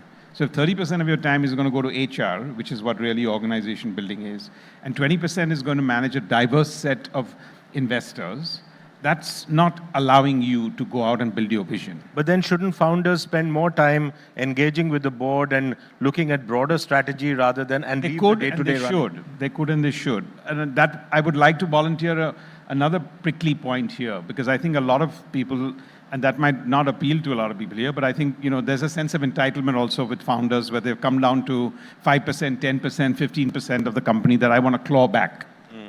Now, as a founder, I can say that, not as an investor, I think it's a bad idea. I think it's a bad idea to have a clawback because you took the call to raise the level of money you wanted to raise from time to time to get yourself to this dilution.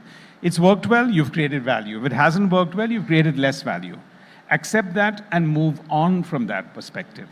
Because if you then get topped up every time because you say, well, who am I motivated for? 5%.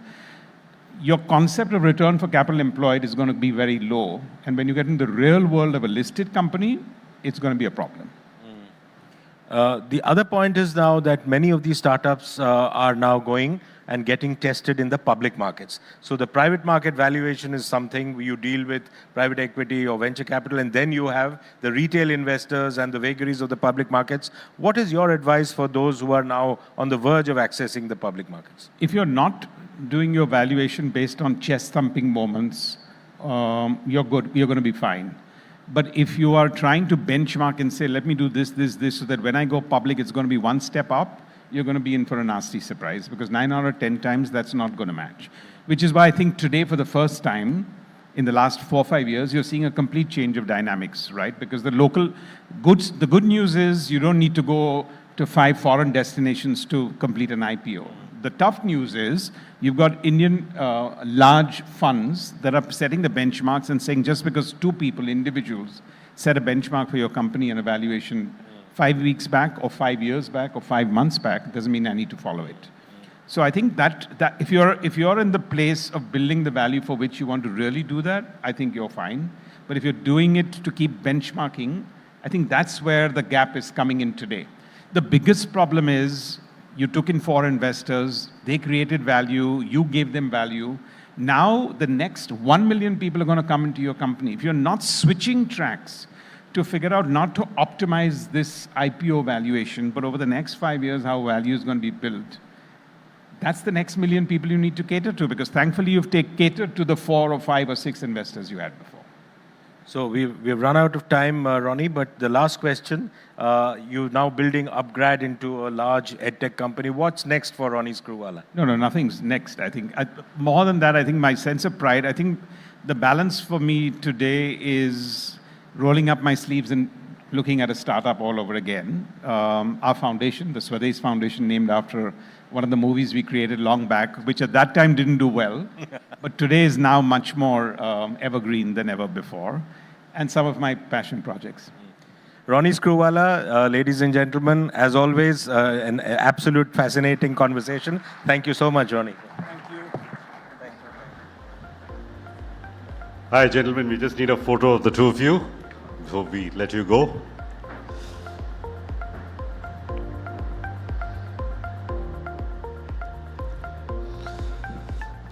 Thank you, Ronnie. Thank you, Saurav. Thank you very much. Now, as you may have seen from recent headlines, we are living in an era where uncertainty, volatility, and ambiguity, or the VUCA way, is a way of life. Be it tariffs, geopolitical crises, or climate change, there is some disruption every other day. So the question remains, how do we build sustainable businesses in this VUCA environment?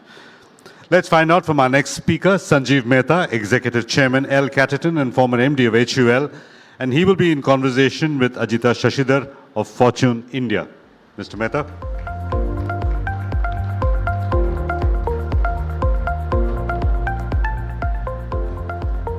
Thank you, Suresh.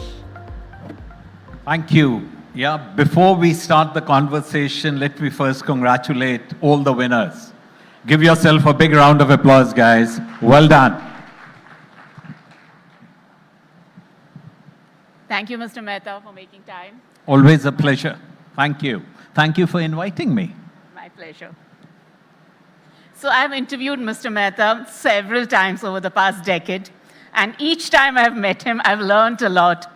And I'm sure in the next 20 minutes, you also are going to learn a lot from him. So you've often called yourself as a battle-hardened executive who Sabunwala. who never gets overawed by challenges. And the world is like, there's so many challenges today. Be it the tariffs, be it climate change. I mean, there are a plethora of challenges right now.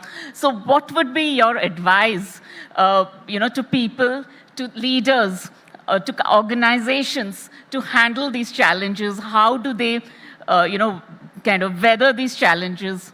Yeah. The challenges are going to be of very different types.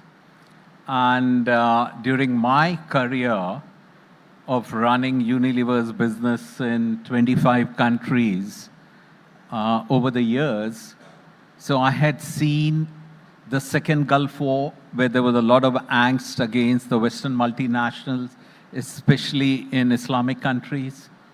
Then I'd seen the Arab Spring when I was running the North Africa, Middle East business, where it started from Tunisia and spread across the region. And then over my 10 years running Hindustan Unilever, whether it was demonetization or the rural slowdown, or, of course, the mother of all, the COVID that happened, there will be challenges of different kinds. But there are certain principles which have held me in good stead. Of course, in India, is right now China or Chinese is not the flavor of the day. But if you look at the word crisis in Chinese language, it is made out of two characters. It's danger and opportunity. And I think in the previous panel, there was a young man who was talking about the opportunity. And he's so right. It's the lens you need to bring to the problem. If you look at, during my days at Hindustan Unilever, whenever the times were tough, we gained huge amount of market shares. During my days in North Africa, Middle East, when the whole country of Egypt was up in flames, even the cops had left the barracks. We did a counterintuitive thing. We said we'll double down, we'll spend more money on advertising, because the only thing people were doing was watching television, nothing else. The other is when people were shrinking distribution, We doubled down on distribution. And so when you do counterintuitive things, hunt for opportunities, you tend to gain much more than what you would be gaining otherwise. But the most important thing at the end of the day are your people.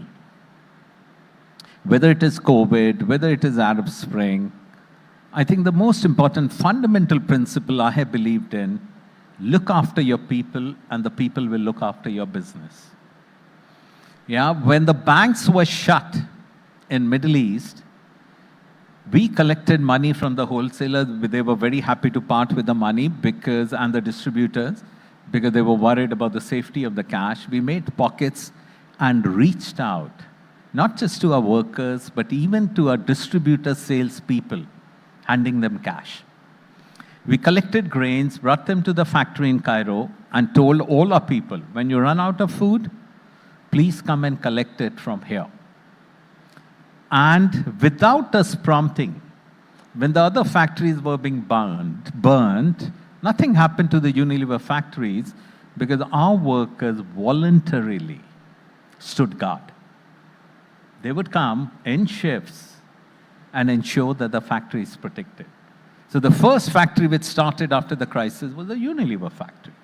Similarly, when COVID was there, we took upon ourselves the responsibility, not just for our people and their families, but for all the people in the ecosystem, running into 500,000. The idea was, these are the times, if you look after them, it will pay back. And it does. So the simple principle, look after your people, people will look after your business. But how does the equation change for a startup founder who has limited funds, who's bootstrapped? Because Unilever is cash rich. It is a company of scale. So what really would be your advice to a startup founder? How do they kind of deal with these kind of challenges? You know, at the end of the day, I think what matters is your intent. Yeah, a startup founder will not be having the number of people that you need to look after as Unilever. But the handful of people who work for you, treat them as your family. Yeah, if you have the right intent and the purpose, you would make it come alive. I think the important bit is there is an unwritten covenant between the employees and the employer, between the subordinate and the bosses. Yeah, and you know that if you look after them, they pay back to you. It need not be enshrined in any contract. That's basic humanity. You know, just like your staff at home. Don't you go out of your way to look after them. That's the same principle that needs to be adopted. So what would be the biggest crisis you've handled per se? I know you talked about quite a few of them, but can we just go deeper into one such crisis, which was the biggest? You know, again, I'll give you different facets. COVID was special because we were losing lives and we were a business which was still running operations. At the end of the day, we were dealing with essential products. And remember, those were the days when soaps and sanitizers were saving lives. Arab Spring was of a very different kind of crisis. And it was very interesting. We had a partner, one of our major partners in Egypt, who happened to be the industry minister in Mr. Hosni Mubarak's cabinet. And when Mursi, the Muslim Brotherhood, took over, they had never run a government. So they thought that Unilever Mashriq is Rashid company, our partner's company. And they were out to destroy it. So that was another kind of crisis. Now I'll tell you, when I was chairman of Bangladesh, in a business like consumer goods where we fight for 20 bips of market share, our biggest category in the country, we had lost shares from 85 to 35 in a period of 4 years. 85 share points to 35 share points. For the simple reason that a local competitor came out saying that the soaps manufactured by Unilever are haram and their soap is halal, and they accused, because the soap was being made out of tallow, that Unilever is using cow fat and pig fat. Yeah, one was anathema to the Islamists and the other to the Hindus. And that was again all about winning back the trust of the people and rebuilding your business. So crisis, but I think the biggest crisis I have seen in my career was pre-Unilever. I was a young man, and I was sent to be part of the Bhopal gas tragedy crisis team. Yeah, I was 24 years old, and I believe a boy became a man when I was sent to Bhopal. And Bhopal, many of the youngsters might not even have been born when the Bhopal gas tragedy happened. In the intervening night of December 2nd and 3rd in 1984, but that was a crisis of huge proportions, and it is still touted as perhaps the world's biggest industrial disaster. I still remember when I used to go from our guest house in Shamla Hills to the factory, we used to go under police protection. And that was a crisis under different dimensions. There was CBI investigating, there was Council of Scientific and Industrial Research investigating, there were the victims to whom you had to provide aid, you had to shut down operations, you had to separate thousands of people, there was litigation in the US, there was litigation in the Indian courts. It was a crisis of huge dimensions. And after being part of that small crisis team and managing, I think one thing I have felt over the years is I never get daunted by a crisis. Throw me at any deep end of the water, I'll never get daunted. So today in our audience, quite a few of our winners are the next gen of legacy organizations. And I remember when you took over HUL in 2013, you kind of set yourself the task of reinventing HUL. And many of them in the audience are actually looking at reinventing their legacy. So what would be your advice to them? If you have to build a timeless company, one is you have to be true to your roots. Yeah? I'm a big believer in purpose. Individual purpose, corporate purpose, brand purpose. And you have to be true to them. But you have to be cognizant of the changing context in which you operate.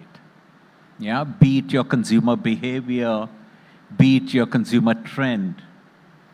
And if you're a company like HUL, where you have got 50-odd brands, and if you have to build timeless brands, again, you have to make them contemporary. Yeah?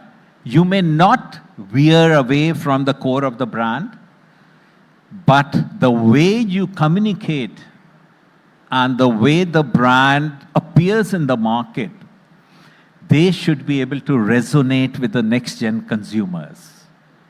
If they are not able to do it, then they will lose their sheen and they'll get left behind. So during my days, we had picked up a few big strategies. One was winning in many Indias. Winning in many Indias stemmed from my experience of running 20 countries in North Africa, Middle East.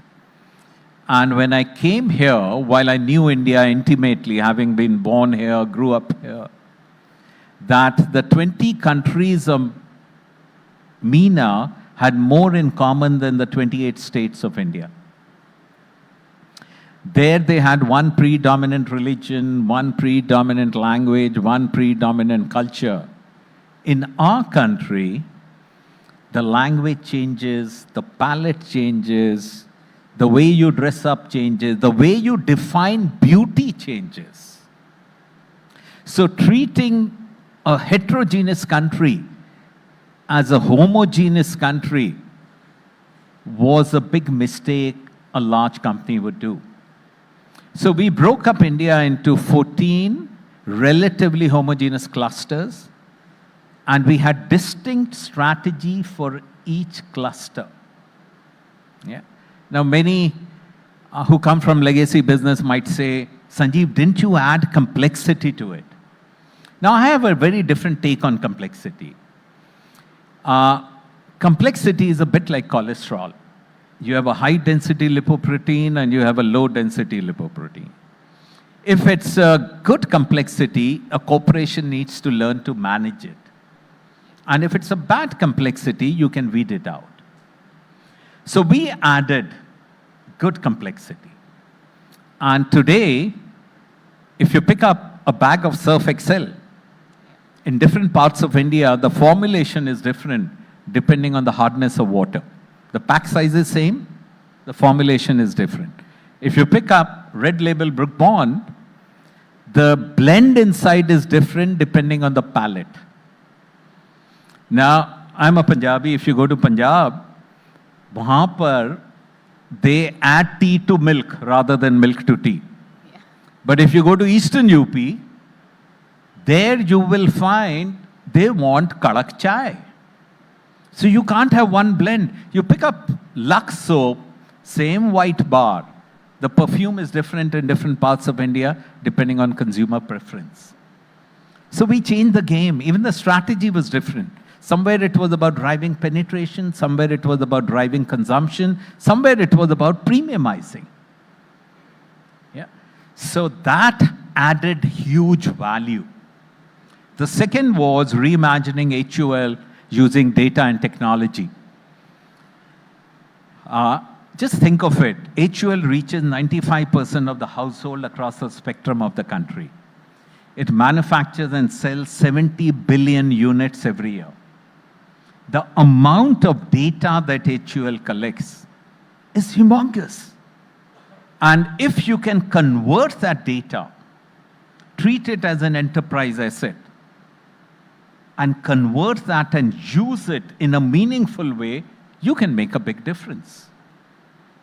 You know, there's so much of work went behind it that JP Morgan Asset Management, which were big investors in HUL, when they came in 23, and they spent a day looking at our Reimagine HUL work, they said HUL is now a tech company which also sells consumer goods.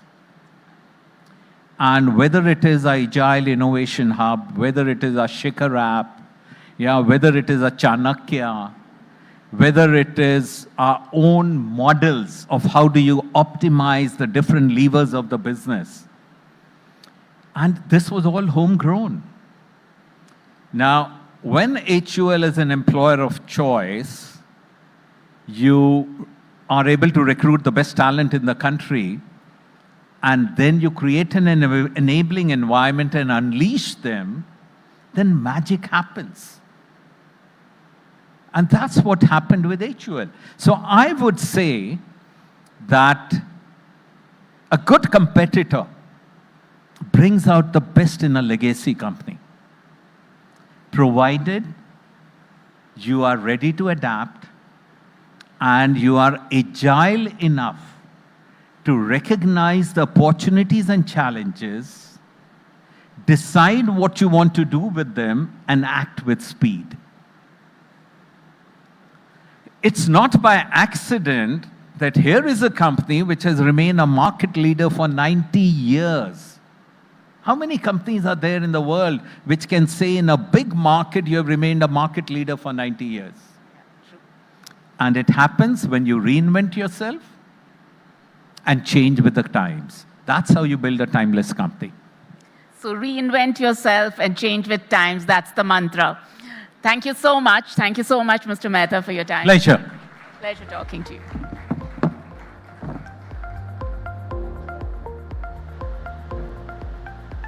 Mr. Mehta.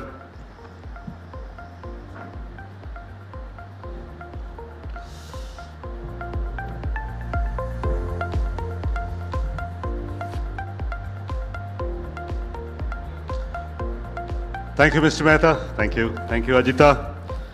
Now this brings us to the final conversation of this evening.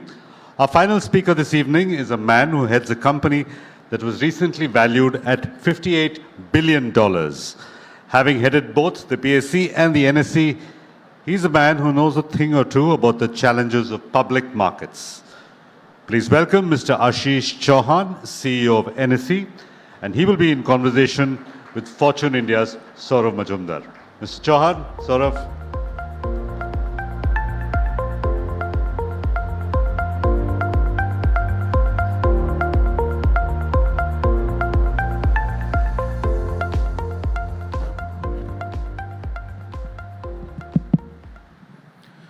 Thank you, and a very warm welcome to you, Ashish. We have chosen a Saturday so that you don't have the problem of monitoring the markets as you always do. Let's start off quickly by understanding from you. These are very, very interesting and turbulent times in the markets. National Stock Exchange, I mean, you have been there, done that. You started off with National Stock Exchange, went and built BSE into a fabulous, technically savvy exchange, and now you have come to National Stock Exchange. You've sort of you had come at a time when there was some turbulence there as well, and now it's back to steadying the ship completely, and it's really one of the largest public markets in the world, actually. In terms of transactions, it is the largest, am I right? It's the largest in terms of number of transactions in the world. So you're heading that, and yet we are in the middle of very turbulent times thanks to a gentleman sitting in the United States. How do you see this from the point of view of somebody who's running the country's largest market? In a way, for me, if you go through the history of why such an individual gets elected or how and why they do what they do, is because of the way the society, the world has sort of passed by. Around after World War II, the World War II was actually amongst European powers. And the winner was not European, it was American, right? So in a way, the America's journey upwards started from World War II onwards. And they were basically on the upsurge. The World Trade Organization came much later, but the Bretton Woods systems of World Bank, IMF, then United Nations, all were created, and they were actually running on the largest of US. It was saying that I am the king, but you can make me do what you want. So they were saying, finally I will have a veto. And that's how the Europe and everyone else was moving around. And then they were also fighting other people's wars. They were also fighting their whimsical wars. It's not that today, what you see did not happen in US. US has a tendency to be whimsical. They've removed many governments in Panama and Brazil and Argentina on whims. Just a junior CIA clerk would be able to remove many governments. That was the power they had. Of course, with time, what had happened is they have become older society. They've started spending so much over last 40, 50 years that they don't have that type of money. So now they feel poor. And once they feel poor, they think that I am giving you something, you need to give me back. And that is a surprise to most people, where they were actually, in a way, leeching on the US's largest, and now they're feeling surprised. And this particular society has now lost many things. It was basically three things which they were working on. One was finance, as the sort of financial capital of the world, currencies and stuff like that. The defense and IP. They tried to remove the manufacturing from America, which was polluting, to other countries, and China took it up. And that happened with Europe too. They were also rich, they did not want pollution. So China said gladly, we'll take it up. And today, 40% of the manufacturing is now in China. And so now the middle America, not the middle class, but one which is not on East Coast or West Coast, has no job and is living on that government dole, which is the social security for last 30, 40 years, because all jobs have gone. And now those guys are frustrated because there is no more Social Security money coming because there is nothing to pay. And that's where what you get, Donald Trump, is basically an outcome. It could have been a different person. It could have been a nicer person, but outcome would have been similar because the situation is similar. And that's where, for me, the US's hegemony is now slowly going to go down. Their upsurge is broadly done. And then other countries are going to come up. And today, I mean, post-1988, after Berlin Wall fell, US was the only, what I call unipolar power in the world, single power in the world. And today, now you have 4 different groups, which is EU, US, China, and India. This basically multipolarity is also being a threat. They're trying to figure out that I need to protect my dollar, so don't set up BRICS. I need to do this, so don't. Those are the threats which they can give. But the threats are required only in small measures. When you try to use your power, you figure out the limitations of your power. I think he's figuring that out slowly, right? But you know, from an investor's point of view, and we've had several new investors who have come into the markets, particularly post-COVID, during and post-COVID. They have not seen such turbulence and such geopolitical turmoil in probably ever before. How does a first-time investor then navigate such turbulence? In a way, everyone has to, again, learn in their own way. Most of the time, when you are coming into middle class, when Mr. Modi took over in 2014, I recall the statistics, India had around 1.67 lakh crore unique investors. And the market capitalization was around 67 lakh crore. Today, there are 11.8 crore unique investors, almost 12 crore, which is 7 to 8 times more. And the market capitalization has also gone to almost 450 lakh crore, which is again 7 to 8 times. So you have seen tremendous amount of jump in last 11 years due to the rapid growth, the middle class framework which India is getting into. Almost 20% of Indian households are now investing through NSE. They have to naturally have some house, they need to have some bank balance, they need to have insurance, and then they come into the stock market. So effectively, India is becoming rapidly middle class. 20% Indians have invested through NSE into stock markets. That tells you that India is literally 20% households are middle class. Now, many of them have seen a very tough time of COVID, where the markets went down by 40%. Suddenly. And then when the COVID progressed, we realized that it's not going to be as bad as what was being made out by the Indian exports imported from America. Whenever something new happens, we have the migratory birds who had gone from here, then come back and try to teach us. But India has changed, the world has changed, and what they don't get counted there, but we count them here because at least it's a proxy for the white skin which we still love. And that's where, for me, broadly speaking, COVID was the last 100 years, the worst period humankind had, right? And still, India did exceedingly well. And for me, that's why current situation is not that difficult to pass by. And naturally, everyone else in the game will also understand their side of the weaknesses. They will come back on table, try to do something next and stuff like that. So for me, I always look at it from the market side on various aspects, saying there is known. You know what the other guy is going to do, what is going to happen. That is known.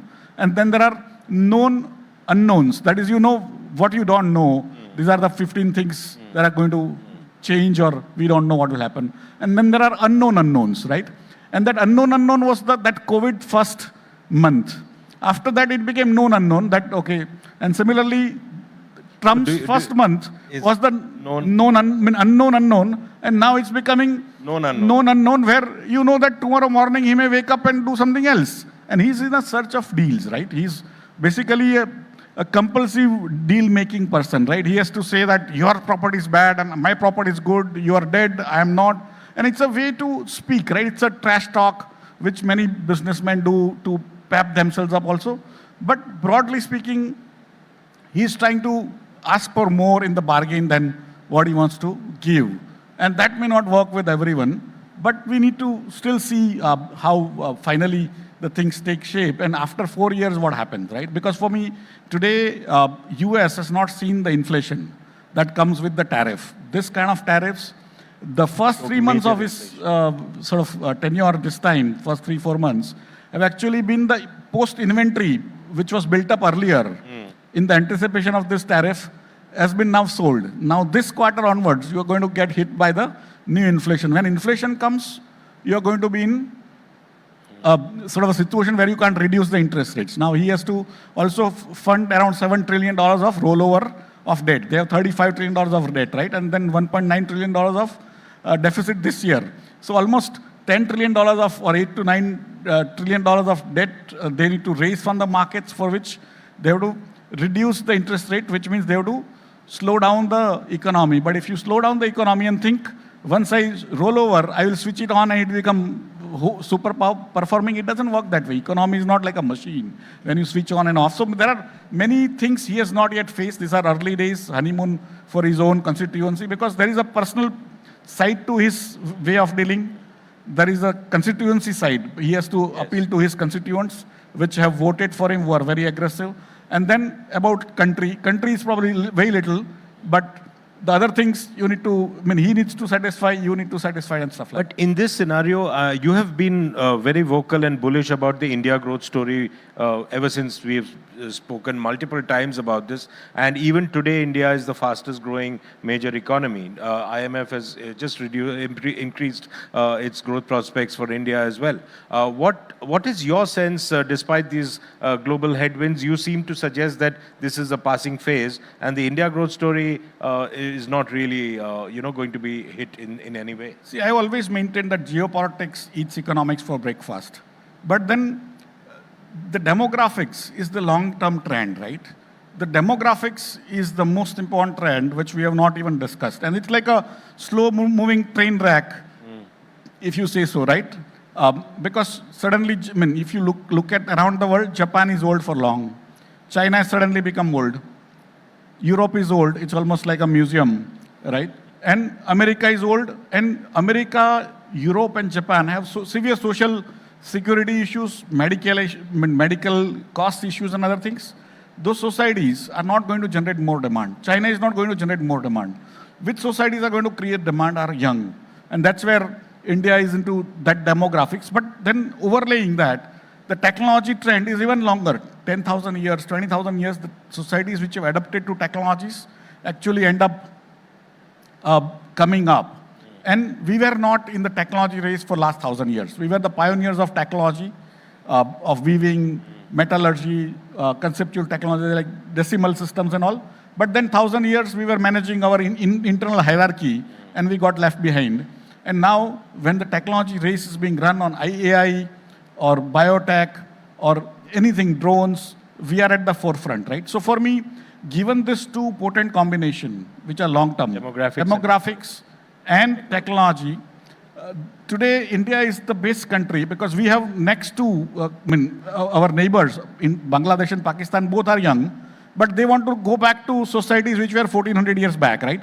So there, you don't have the technology sort of layover. And that's where for me, India, which is in a way very technology savvy, it's going to kind of, with its demographics, it's going to be the largest economy in next 20, 30, 50 years, which will create more wealth and also have more demand because you may have more technology, but nobody to actually consume. And that's where for me, I have completely fascinated over last 30 years when you look back at like 30, 35 years, how India has taken off. To a large extent, these are the two reasons. And India has not become old. In fact, India is still going to be young for next 30, 40, 50 years. And that's where India should become rich before it becomes old. Ashish, we have several, startup founders also in this audience. And, we have been seeing a lot of companies, startups, going from the private markets, the valuations, crazy valuations have, of course, mellowed down, and now going to the public markets. What is your sense of how the startup ecosystem is faring in terms of the public markets? Because the IPO market may be booming, but when they actually access the markets, the performance is not that fantastic, right?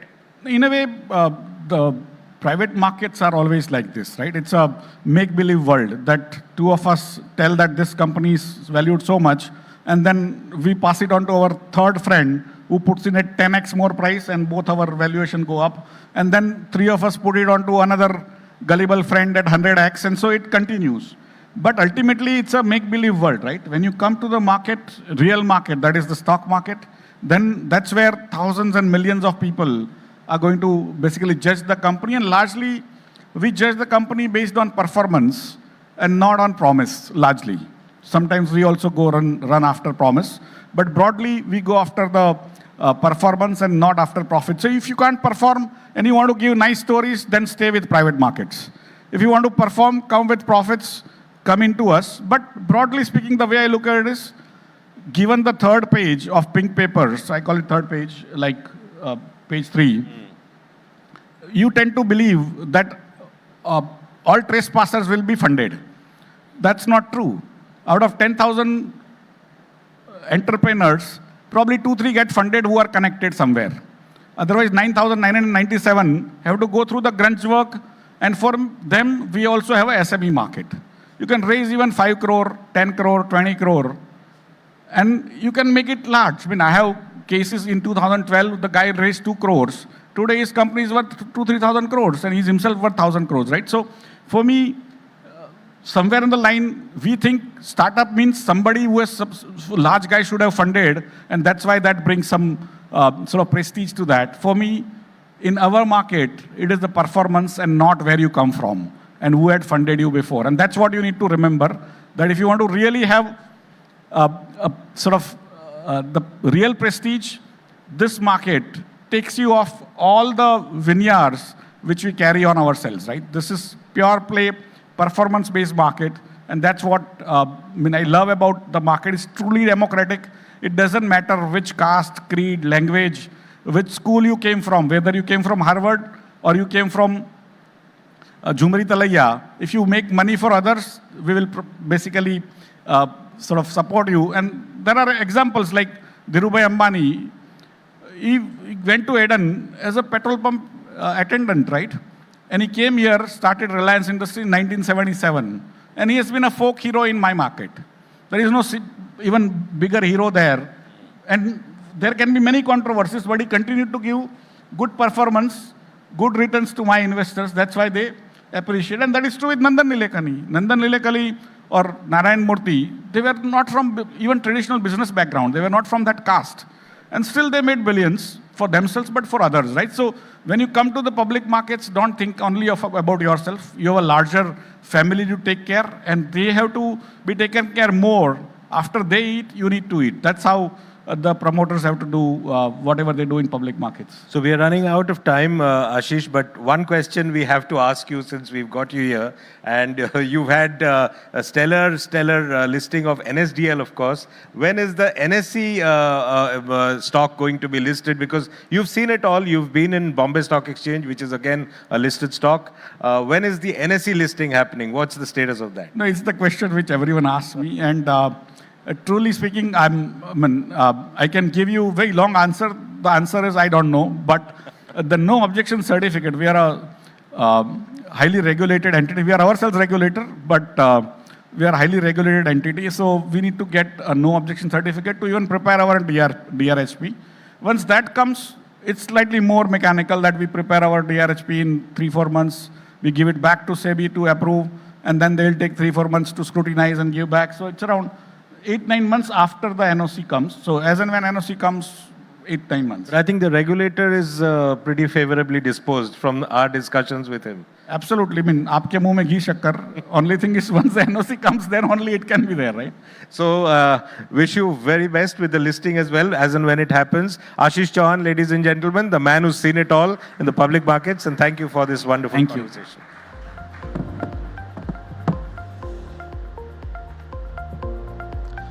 Just a quick photo op, gentlemen, before we let you go. I want to request my colleagues to clear the stage.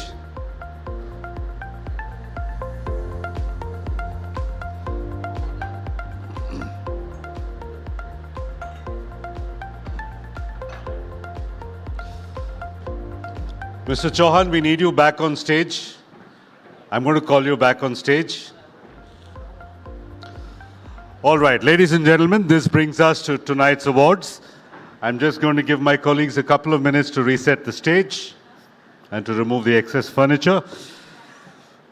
It gives me great pleasure to now invite our chief guest for the evening, Mrs. Rajshri Birla. Mrs. Birla, can we have you on stage to give away tonight's awards? And to join Mrs. Birla on stage, may I invite back on stage Mr. Ashish Chauhan and Mr. Sanjeev Mehta. Mr. Mehta, can we have you on stage?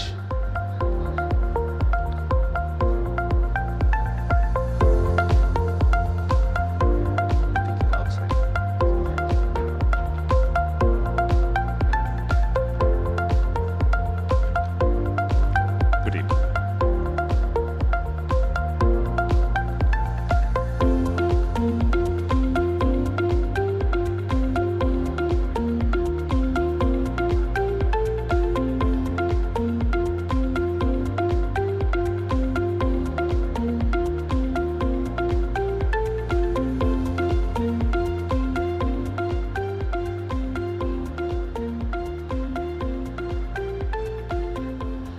Welcome on the stage, Mr. Mehta. May I request you to join our presenters?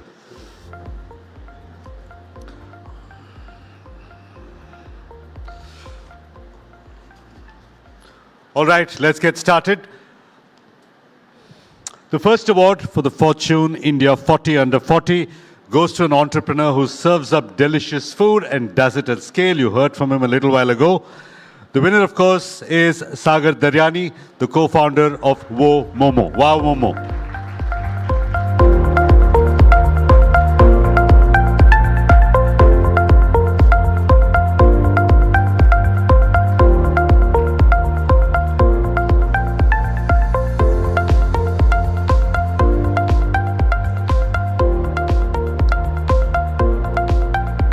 Congratulations, Sagar. Looking forward to more Wow Momos from you.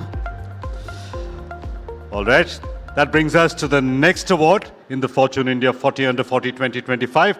It goes to a brother-sister duo. Not only are they strengthening Nykaa's e-commerce presence and expanding its offline footprint, but they're also scaling up Nykaa Superstore, the distribution arm for premium FMCG brands. The winners are Anchit and Advaita Nair of Nykaa. Anchit, Advaita, can we have you on stage?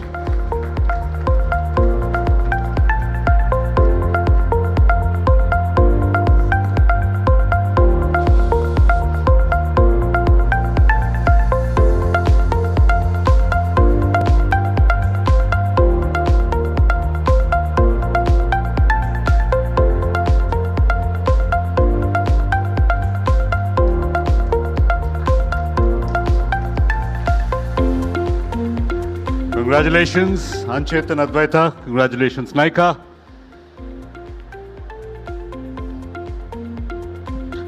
And moving on, our next award goes to two entrepreneurs who, surprisingly enough, don't allow people to sit during meetings. And that's just as well because they run an asset-light fitness aggregator business. The winners are Akshay and Arushi Verma, co-founders of FitPass. Akshay, Arushi, can we have you on stage?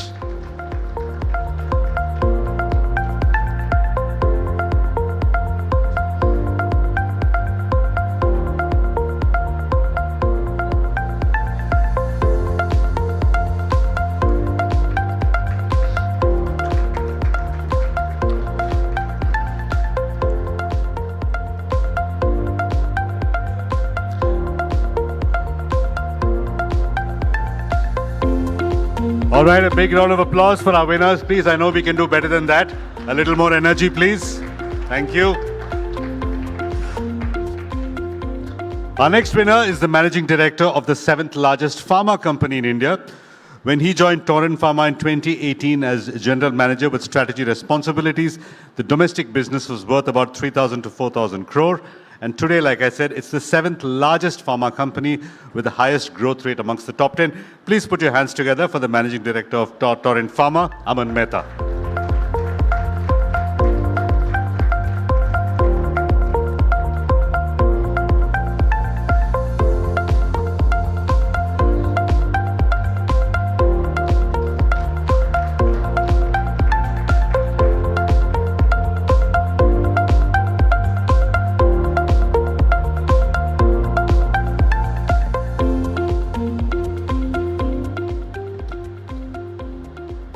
Great. May I now invite Saurav Majumdar to join our presenters on stage. Thank you, Saurav. Okay. Our next winner started off with music, went on to empowering women, and founded a microfinance business. Her company has nearly 4 million customers and 14,000 crores of AUM. The winner, of course, is Ananya Bidla, founder of Swatantra Microfin. Unfortunately, Ananya is unwell and couldn't be with us. Can I request Mr. Ashish Chauhan to present the award to Mrs. Bidla, who will receive the award on Ananya's behalf.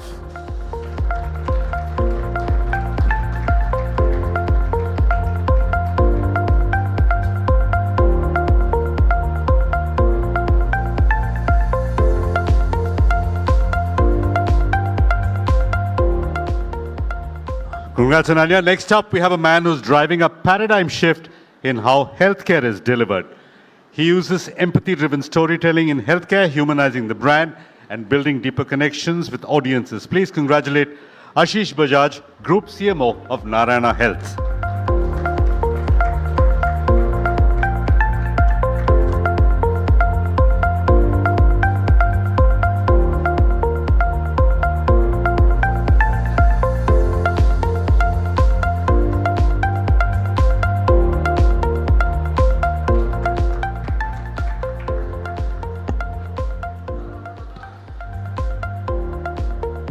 Congratulations, Ashish. Okay, up next, we have a fourth generation member of a promoter family. You heard from her just a little while ago. She's the force behind the company's polylactic acid business. And for those of you who missed the earlier conversation, polylactic acid is a bioplastic made from sugar that can replace petroleum-derived conventional plastics. The winner is Avantika Saraogi, Executive Director, Balrampur Chini Mills.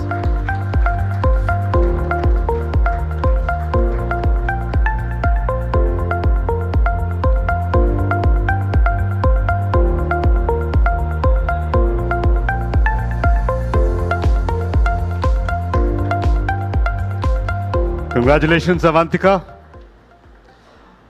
Our next awardee runs a business that owns India's largest repertoire of nostalgic music.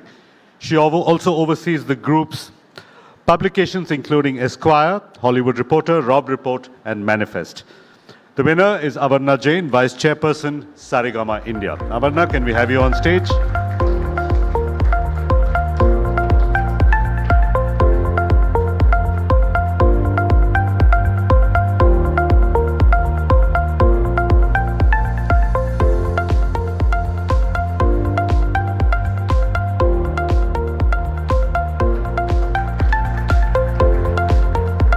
Congratulations, Avarna.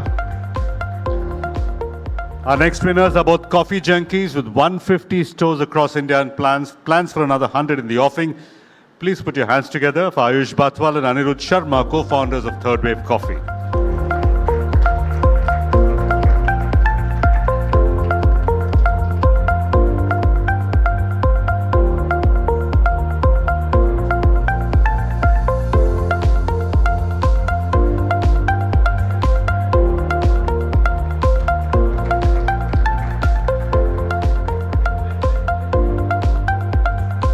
Congrats, Ayush and Anirudh.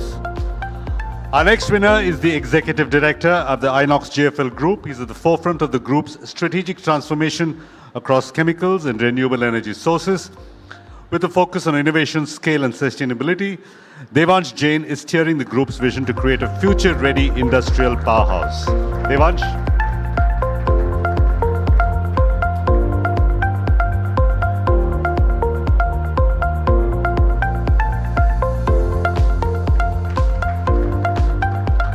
Congratulations, Devansh.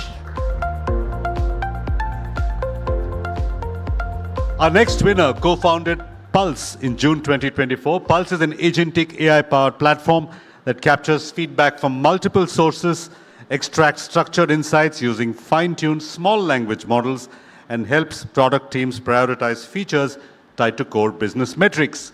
The award goes to Haran Chell, co-founder Pulse.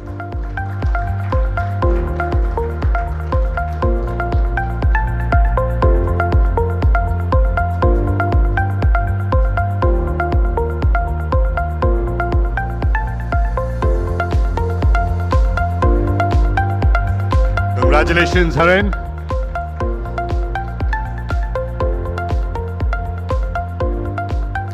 This brings us to our next winner. Our next winner founded Equal, a Hyderabad-based startup that enables secure consent-based data sharing. In just 3 years, Keshav Reddy has scaled Equal into a platform facilitating over 100 million monthly transactions. Keshav Reddy, can we have you on stage?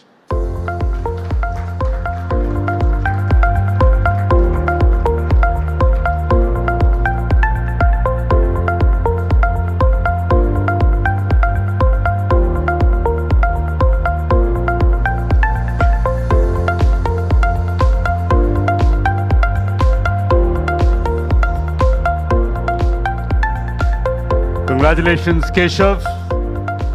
Up next, we have an entrepreneur who in the last 13 years has taken Banarsi saris to global fashion events. In India, her company has 5 stores, but her real ambition is to open an Akaya Binaris store on 5th Avenue in New York. Please join me in congratulating Palak Shah, co-founder and CEO, Akaya Binaris.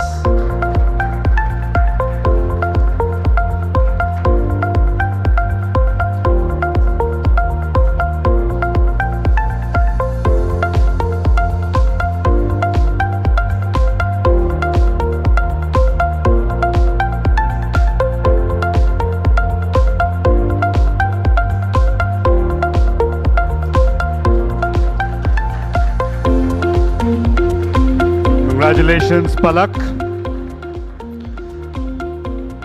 Our next winner is Pratyush Kumar, co-founder of Sarvam AI. He's a man who's leading one of India's most ambitious technology missions, and that's developing a sovereign, multilingual, open-weight, large language model.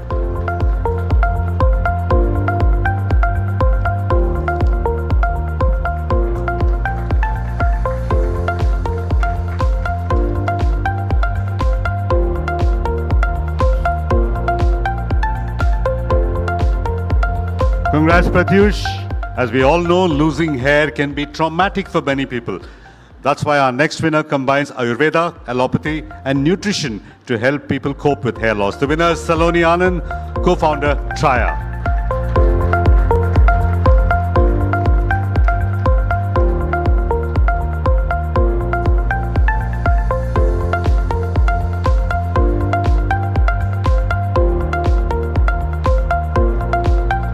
Congrats, Saloni.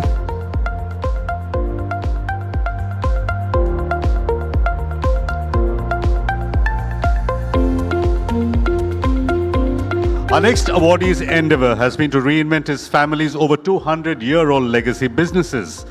He's also spread his wings into new age businesses like renewable power, luxury food retail, and quick commerce. Please join me in congratulating Shashwat Goenka, Vice Chairman of the RPSG Group.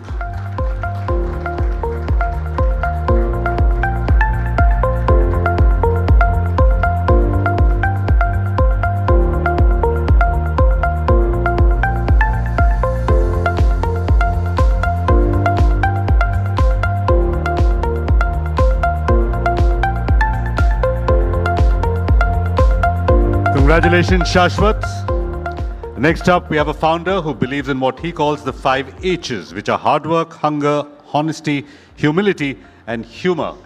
He's also the master brewer of McCaffeine, India's first caffeinated personal care brand. Please put your hands together for Tarun Sharma, co-founder, Pep Brands.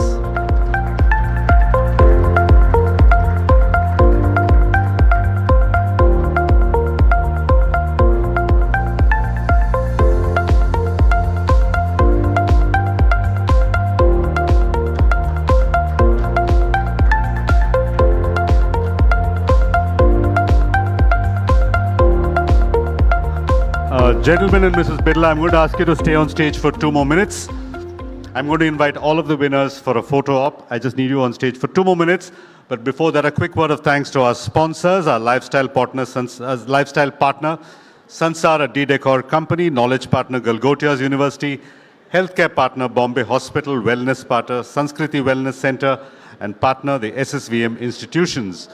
We'd also like to thank our jury members, members of the HR community, and thank you to all the nominees who submitted your applications.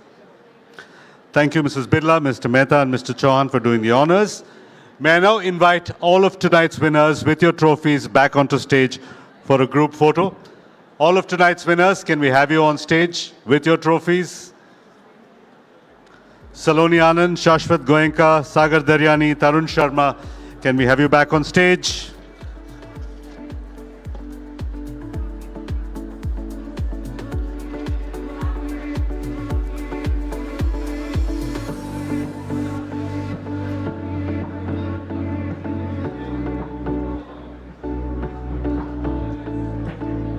All of tonight's winners, please do come up on stage.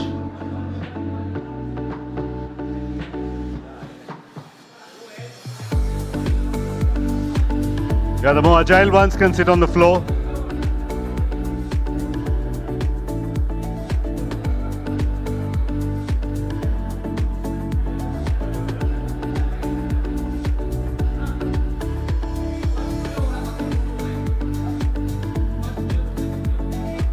Kya photo? First video, then photo. Okay. But that doesn't make a difference to the posers, I think.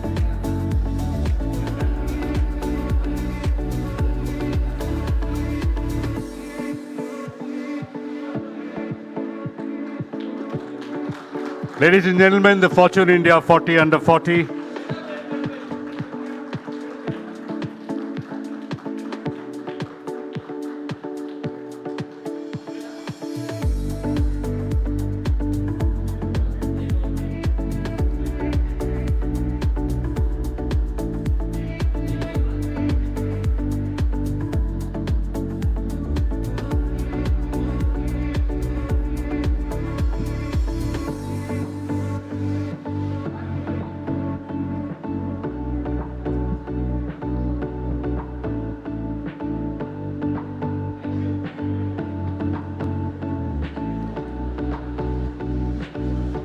Thank you, everybody.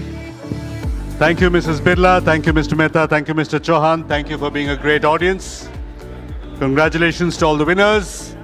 Please do join us for cocktails and dinner.